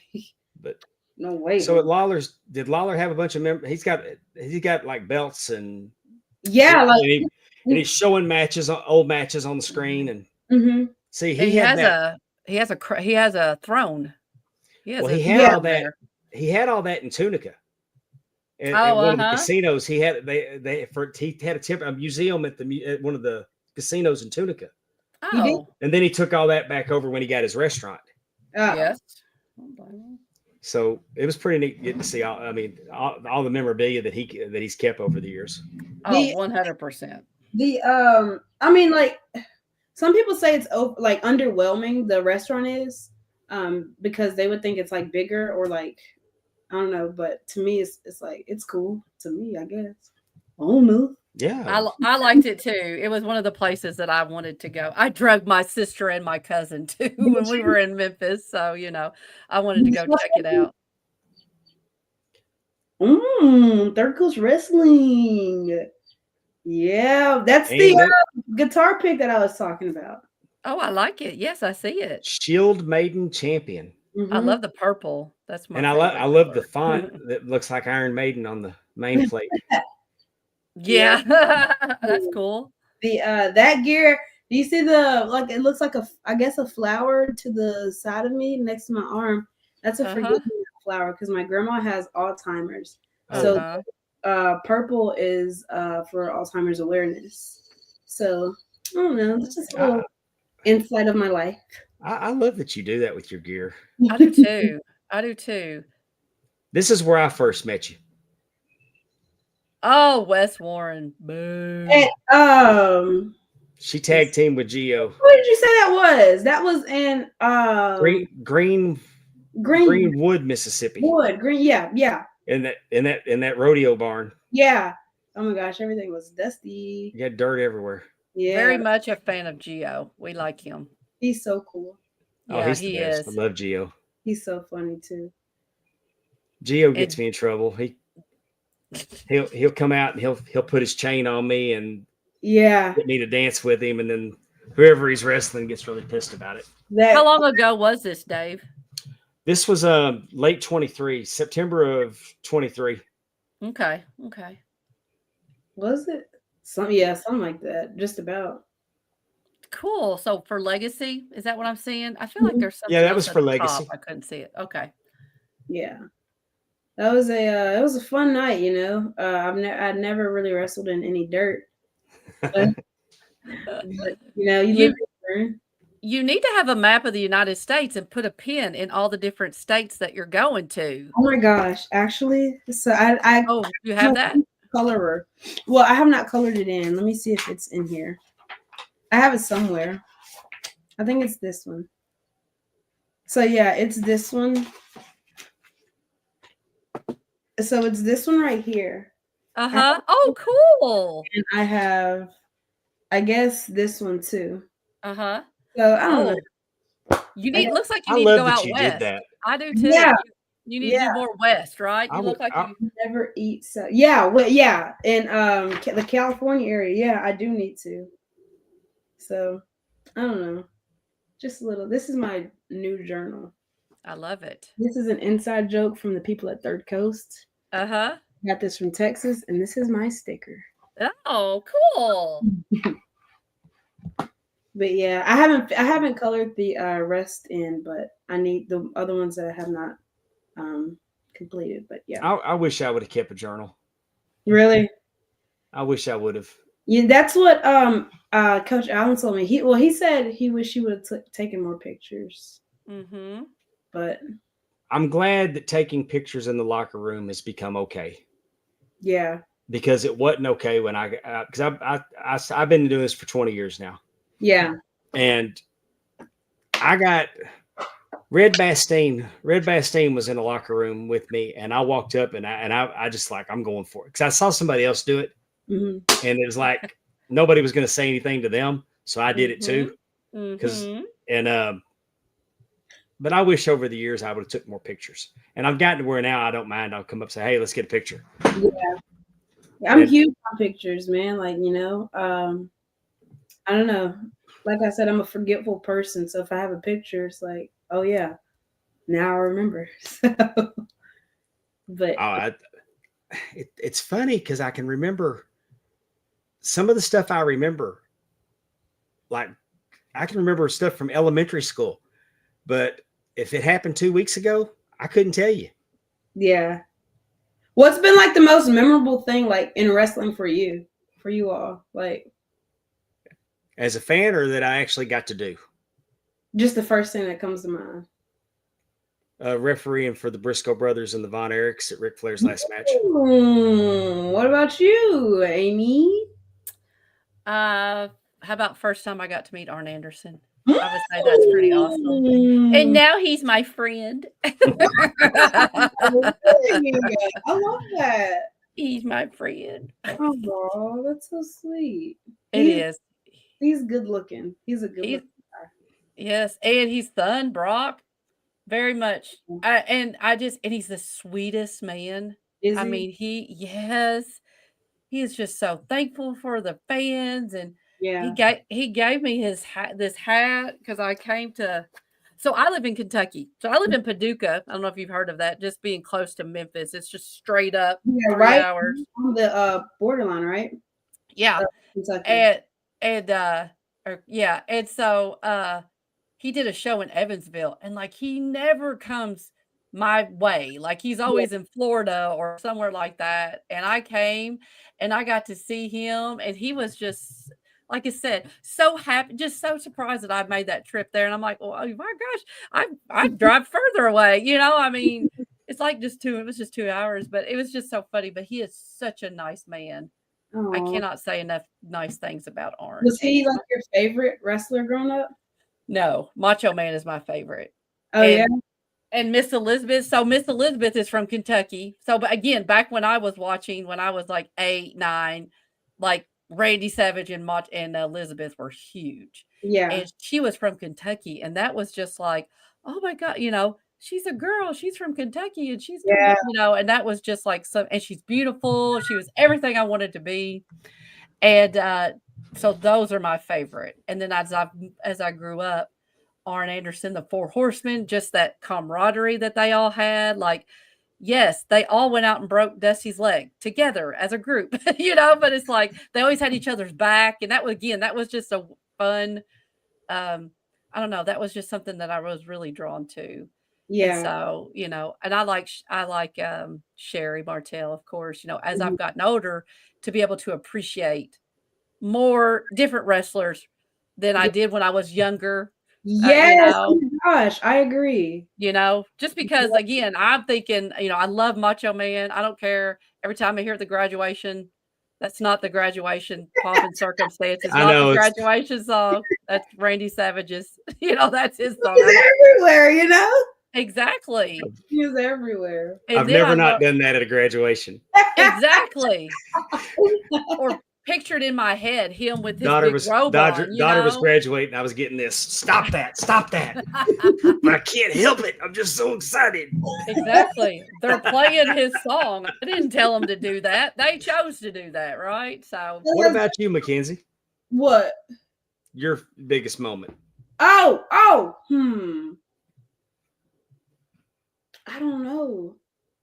Like, I feel like the answer always changes because, like, it does. First that comes to mind is right now was my first match, and I think that's because we were talking about it earlier. Mm-hmm. But it was because my best friend was in the crowd, And you know, I would always, and she's a little bit older than me. But I would always say, I'm gonna be a wrestler, you know, I want to be a wrestler, like, you know. And she went to an NXT show with me a couple of years back, way before I started training. And I don't know, like that. I mean, that was a pretty cool moment because she got to see me follow my dreams, and like I'm still chasing my dreams and whatever. But like she was there, you know, front row. And I don't know, man, it meant the world. So right now, like that's like one of like the, you know, coolest, the biggest moments. Has there been anybody that's been proud of you that you were surprised was proud of you? Like that one family member that was too good for wrestling, or Yeah. and you just like, and then, but you're like, and it meant so much because you knew that they had no tie to what you were doing. Yeah, so I remember, I mean, there's like a couple of times, like, I never got bullied in school, thankfully, that I know of. They would make fun of me because they would be like, uh-oh, she's going to body slam you, or uh-oh, you know, she's going to DDT you, and, you know, they would just a little, you know, high school. Funny how they know the moves, right? Yeah, they know the name of the move. Like, how do you know what a DDT is? Are you like, exactly. Yeah. Interesting. Like, that's a closeted fan. I know one when I see one. But yeah, but I think it surprised me, like when the, you know, people from high school, and I guess it could be for clout too. But when they like started commenting or reposting my stuff, and I was like, awesome. You're just making fun of me. But you know, I mean, I got to think of the positive versus the negative. I don't want to just say, you know, they're just doing it for clout or whatever. But I don't know. But also another thing that shocked me was it was the first Thanksgiving after I had my first match, because I had my first match in October, and then, you know, Thanksgiving's in November. Well, we spent Thanksgiving with my mom's side of the family. Yeah, we spent Thanksgiving with my mom's side of the family, and they're like very like I said, like, you know, like college, you know, education. They're just so book smart, and they're just worried about the books. Well, I come along, and my mom was like, don't talk about wrestling. We're going to do that. I'm going to tell them. And then I was like, okay, I'm going to tell them. They told me first. They were like, you know, like, you're a wrestler now. And I'm like, oh, okay. So it was pretty cool. It really shocked me because, you know, like I said, like they're all about the books and whatever. And they're not really all about, you know, extracurricular things to them. So I mean, that kind of shocked me. So it was pretty cool. I always think it's when you see someone who is truly chasing their dream. Yeah. I just think that is an awesome moment to be celebrated, you know, because not exactly like you said, most people have it in their head. I need to get a education, whether it's a trade or like I need to do this, this, and this. There's no other way. And you know, there's lots of people out there that are accountants or whatever, and that's not what they wanted to be. Like they had other dreams, but they're seeing you doing it. And I think that is just, they're kind of living through you. Like she's doing it. She's doing what I couldn't. Yeah. And like, I mean, like, that's the thing too. Like, I don't want to live with any regrets, you know, like, I don't want to be like, oh, I wish I would have done this, or I wish I would have done that, you know? Cause you know, I would hear my mom, I played a lot of sports, you know, in school, and she would always be like, man, like, I wish I would have ran track, or I wish I would have done this. Also, they did not have a track team or a basketball team or any of that. But just hearing like, I wish. I don't want to like say that. Like, I want to say, yeah, I did this. Maybe it did not work out. Maybe it wasn't for me, but I still did it. So, I am just so proud of you. I really am. I'm loving this for you. I am. I really am. Good job. Good for going for your dreams. I am really rooting for you. Thank you. Not so many people do, you know, like chase their dreams, you know, like, I don't know. But well, I think they're afraid to, because sometimes they're maybe afraid they won't reach them, or they, you know, or they're not. And I think people just put the brakes on themselves. And again, I think when they see somebody that is just like, I'm going to become a wrestler, and they're out there doing and slinging and whatever. I mean, it's just kind of a like, you do it, Mackenzie, you do it. Yeah.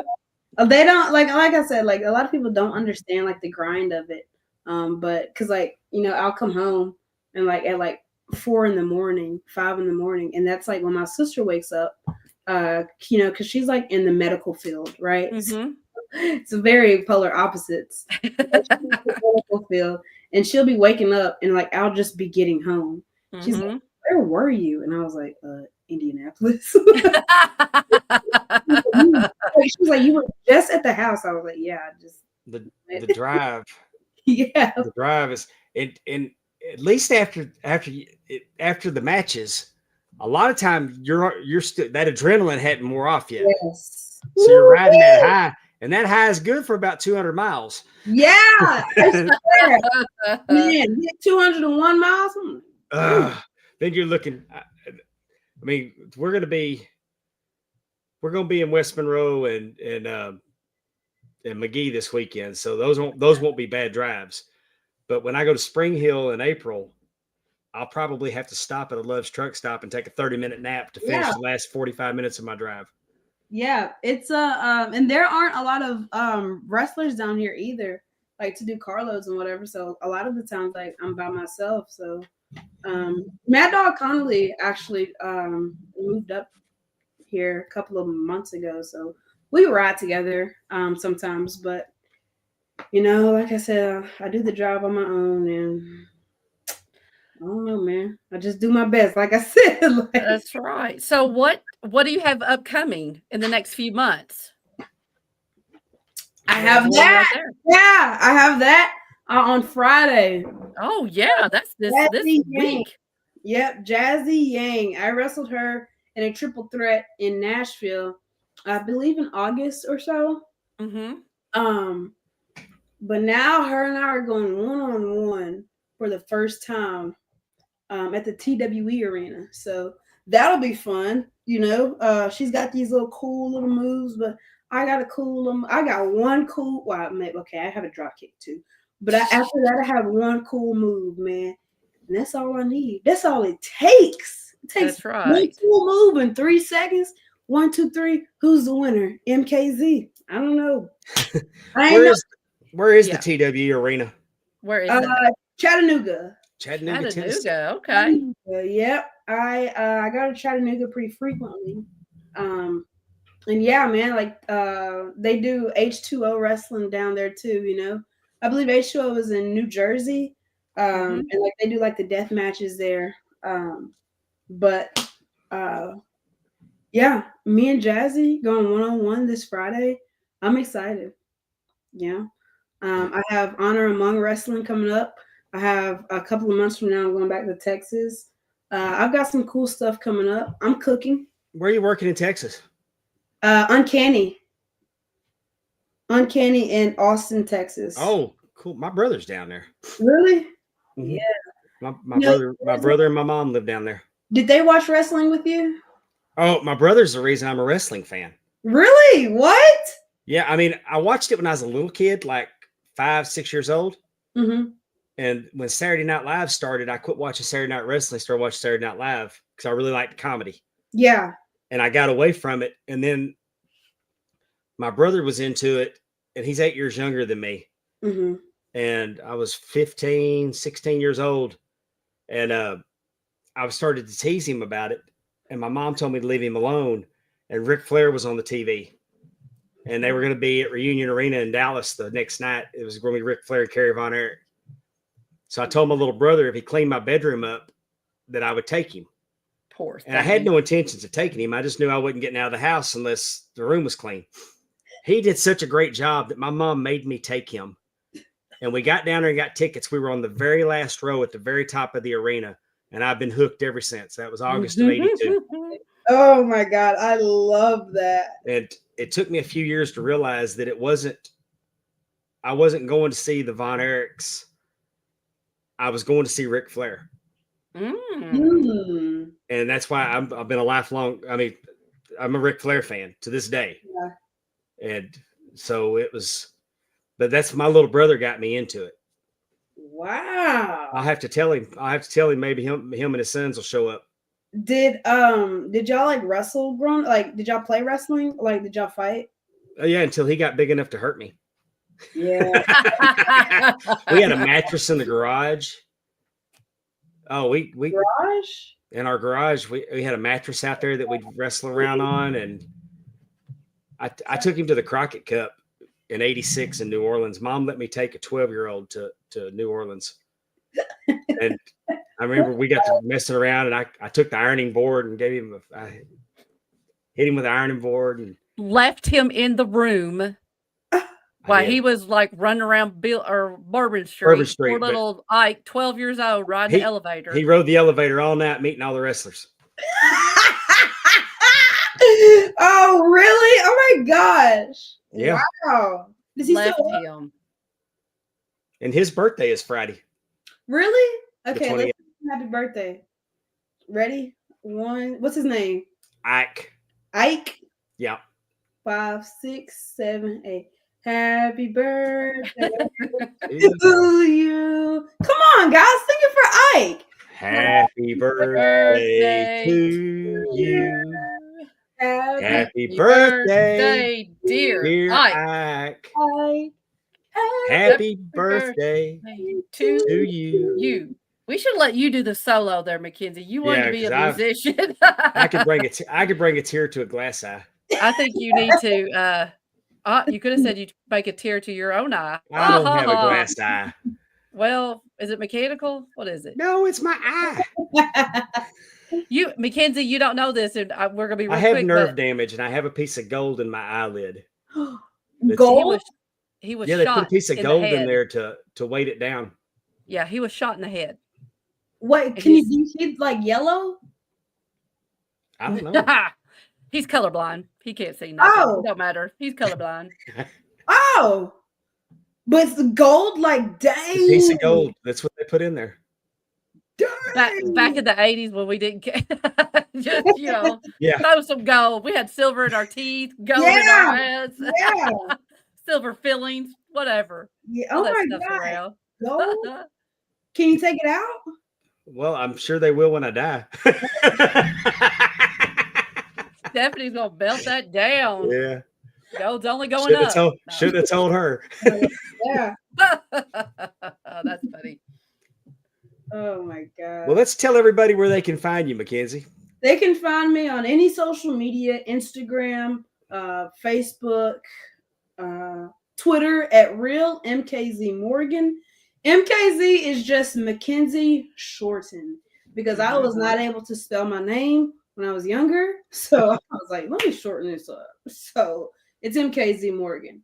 And yeah, like, follow me, follow my journey, like my pictures, repost them, meet me at a show, let's take a selfie, Mm-hmm. I want to meet and go to Pro Wrestling Tees. Thank you. Cool. That right there is, like I said, everything's very important to me. I'm a mosaic of everyone I've loved. That right there has all the initials and the birthdays of the people that I hold very near and dear to my heart. I love it. I do And too. those are the people who make up MKZ. Like they call me. My sister came up with element of surprise. Mm-hmm. Yep, she came up with element of surprise. She was like, "You should be like the element of surprise or something." I was like, "Why are you talking to me about wrestling? Like, you don't watch wrestling. You don't know about wrestling." But I was like, okay, element. Y'all made me who I am today. Mm-hmm. My first shirt. I like it. I saw a match with you earlier, and you did that. I'm not sure what you call it. The zigzag. Yeah. And man, you get up there on that, and I mean, it comes from nowhere. Yeah. So it really is the element of surprise. Yeah, that's how I am in real life too. No one ever knows what I'm doing until I do it, and sometimes I don't know either. I just get up and go. Who knows? And for you, for the promoters that are watching, yeah. Oh my God. KZ Morgan Wrestling at gmail.com. I'm talking to you, Josh Newell. Yeah, and it was a BIW. BIW. Cassandra Golden's our champion. She needs some competition. She's had that belt for a while.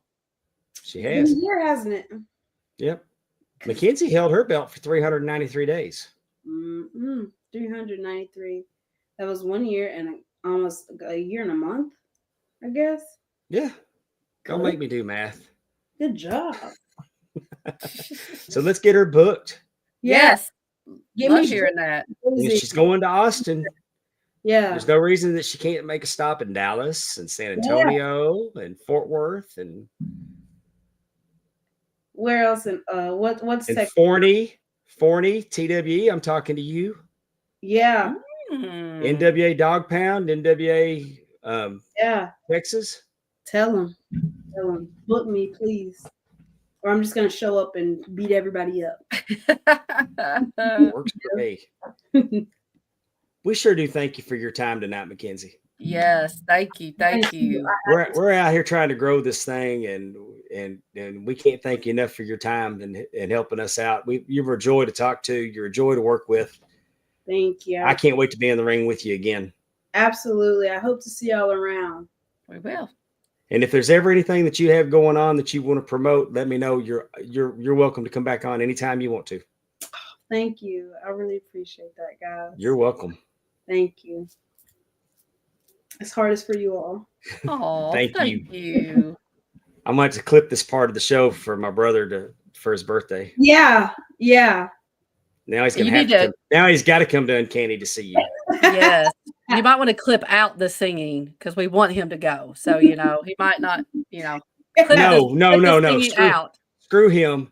He tagged me in a post on Facebook today saying that a color television cost $1,200 in 1957. And he asked me how the picture was. I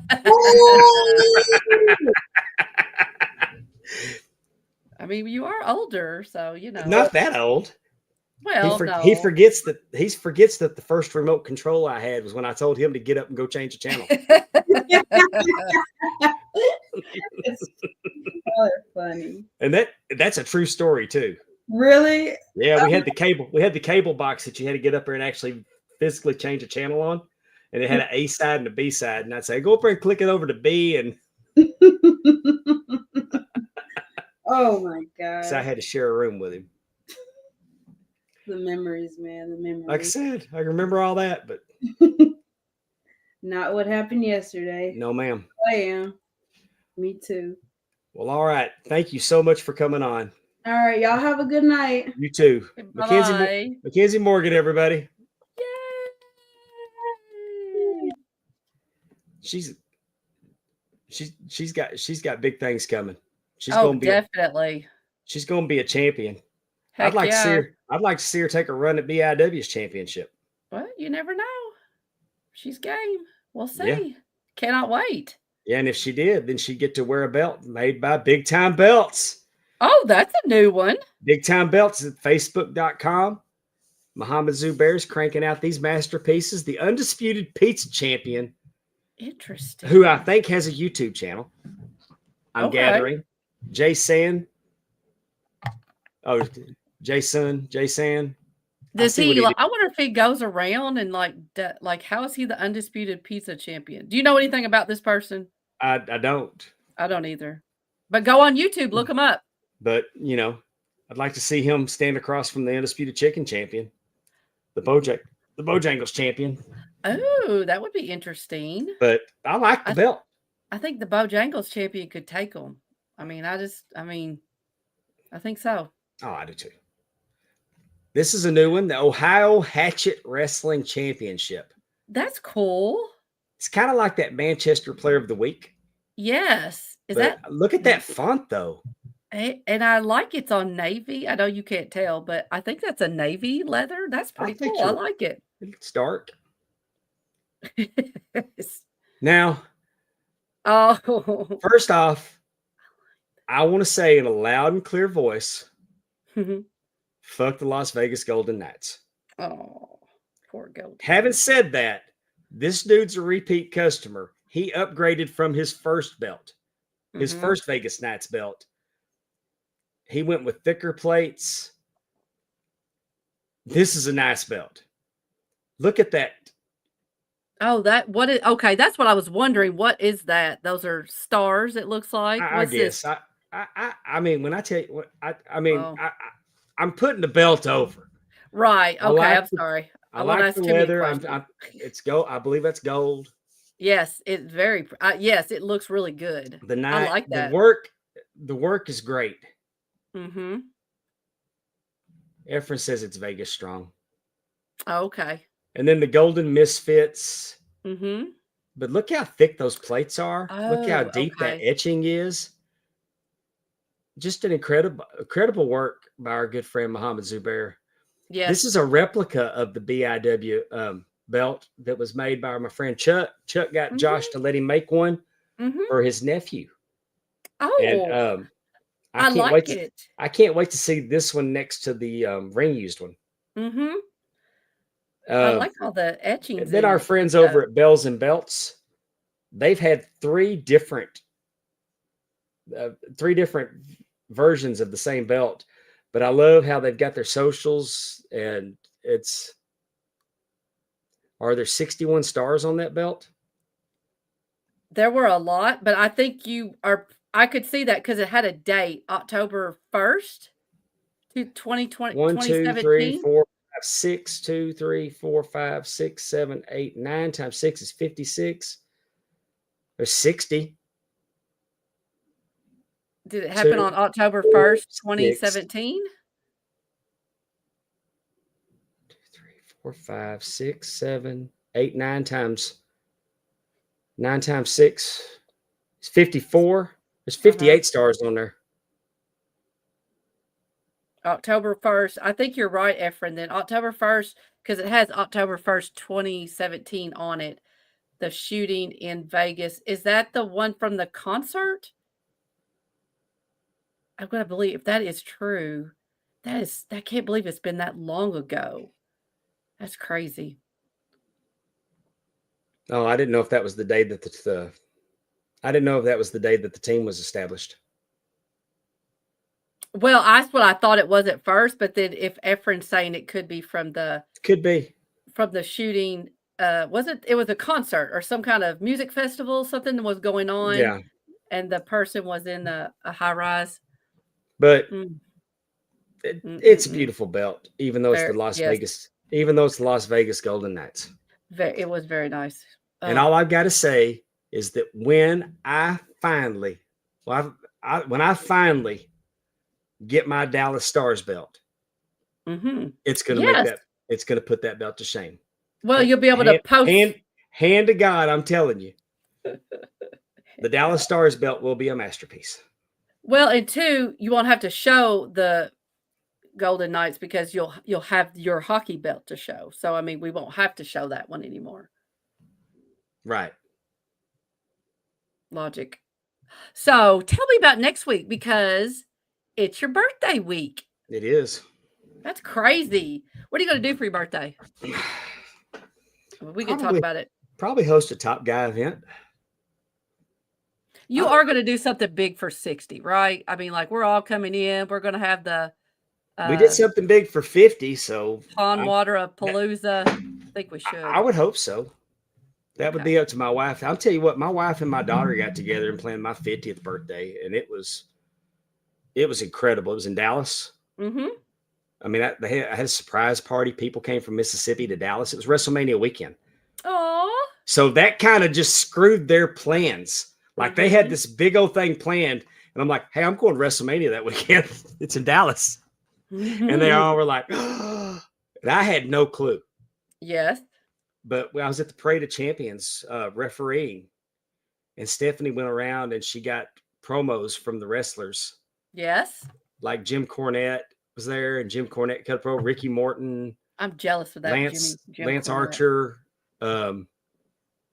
Just went around to everybody. Then at WrestleCon, she was doing the same thing, and I didn't know she was doing it. She got Tully Blanchard to do one.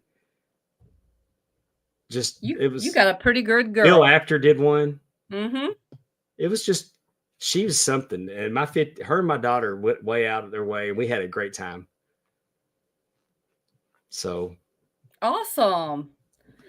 So baby hosting a Top Guy event. That's still fun. It's a Wednesday night. It's a Wednesday night.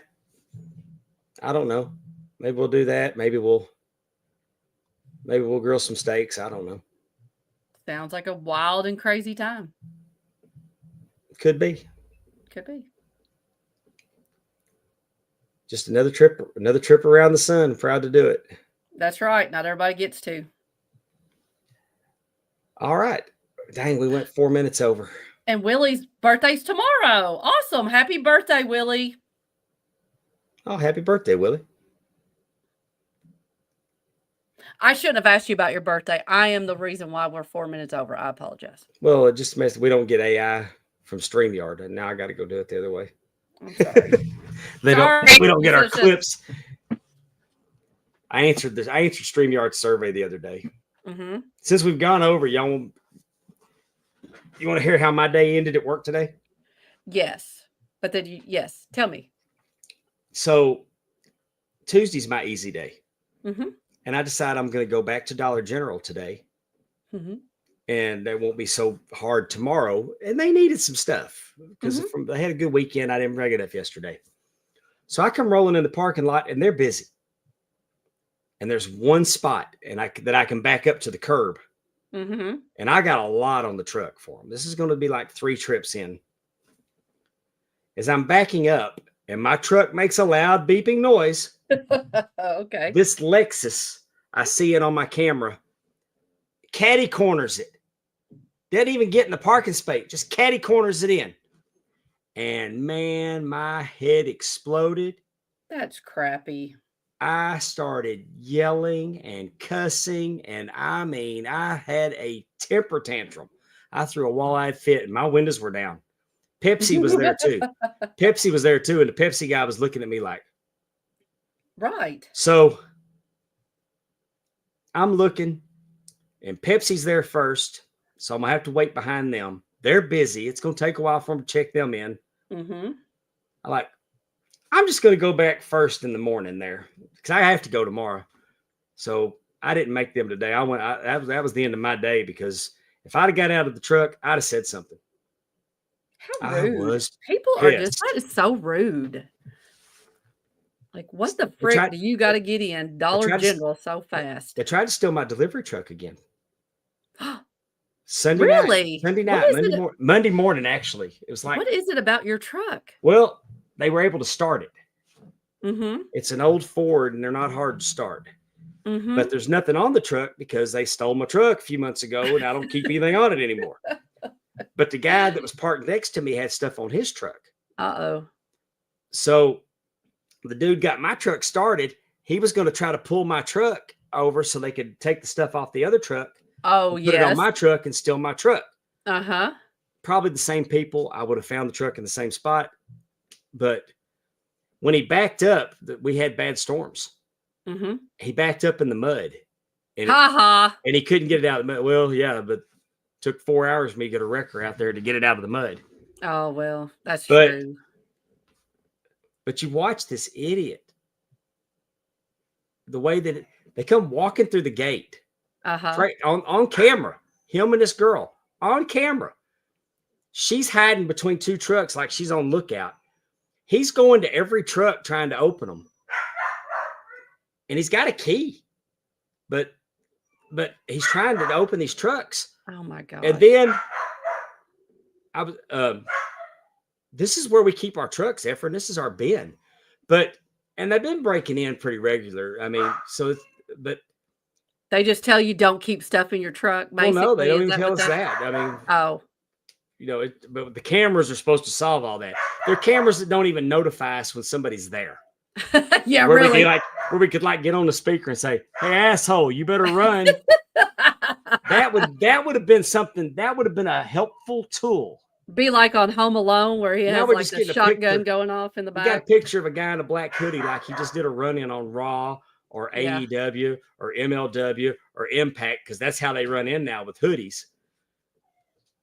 But this guy, he's all over. But he comes off the back of the truck with a dolly full of product. And instead of rolling it out the front gate, he rolls it over by the fence and starts pitching it over the fence. And then he goes up over the fence, over barbed wire, instead of going back out the way that he came. I don't get it. Drugs are bad, okay? I was going to say, is that drugs what it was? Bad. Anyway. Yes. That's been my week so far. All right. But next week, AIWF Women's Champion Eva Porter's going to be here. Cannot wait. Looking forward to talking to her. We need to get Nick's on. Efren. Oh, I'd love to get Nick's on. Nick, I love her. We'll have to reach out. Efren's going to be here with the game event. The winner they're going to play for a $100 Shop Zone gift card. How great is that? That is, and I can be a testament. If you play for a prize and win, you do get it immediately. Because, like I said earlier, I won a game event and I did receive my prize immediately. My wife just got home. Oh, your wife is so good to you. She knows that I love Shane Helms. Uh-huh. He's such a good guy. I wish I could get him on. He works for WWE. He couldn't do it. You got a good wife. Oh, she's the best. She's the absolute best. 100%. But Efren will be here. We're going to play the game event, and it's going to be it's can't miss next week. No, be here at 6:00 Central Standard Time because you want to be available and ready and be eligible to be on the game. People win. People yes, they do win when they play the game event. Yes, I am a living, breathing. Awesome. Mm-hmm. Everybody's back from spring training now, so TNA Top 10 should be kicking out a new episode. Yes. They do a great job. Allison, and she keeps them boys in line. Terry and Andrew over on the Ram Network. Drunken Pop's putting their stuff out. Ringside Replay. We just did a new episode. We're watching Memphis in '88. Cool. Really fun shows. World Class Flashback. We're around Labor Day of September. Labor Day of '83. We're doing that. $1, the Ram Network. Patreon.com/Ram Network. The Ram Network. It's great. Yes, please join us. And our YouTube channel. Yes, like pwdpod.com. If you're not watching on YouTube, go pwdpod.com, like and subscribe. That really helps us out. We'd really appreciate it. Yes. Follow us on our socials at Ref Super Dave PWD. Wait a minute. Willie Buck.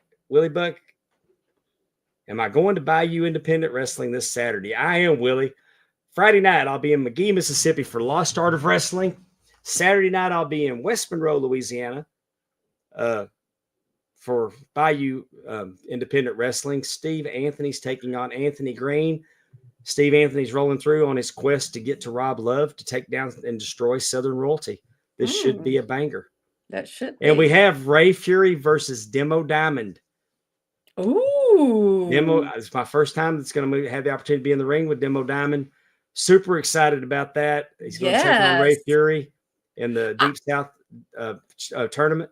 I love whenever we get to talk to wrestlers. I love when we get to talk to wrestlers and then they go on to be, and like now they're wrestling against each other and just like I said, it should be really good. That's a good one. All right. I think we should try to make it our goal, 1,000 subscribers to our YouTube channel before WrestleMania. How about that? We're at 800. We could do that. We're at 820. Please share us out. We really do appreciate it. If you enjoy what you see, like, subscribe, share. We really do appreciate all that. Your help. Catch me on what happened when with Tony Schiavone. I made an appearance last night on the show. I got to do a run in. Told a story about the tuna can. Told a story about the Vienna sausages. Told a story about getting shot. Goodness gracious! Maybe next week I'll tell the tuna story and we'll play my new hit, Tuna Can Jones. I wrote a song about it. That's what happens when a crackhead bites you and you have to use a tuna can as a weapon. What do? You write a song about it. Tuna Can Jones. 100%. Next week on Talking Wrestling with Pondwater and Amy. Good night, everybody. Bye-bye.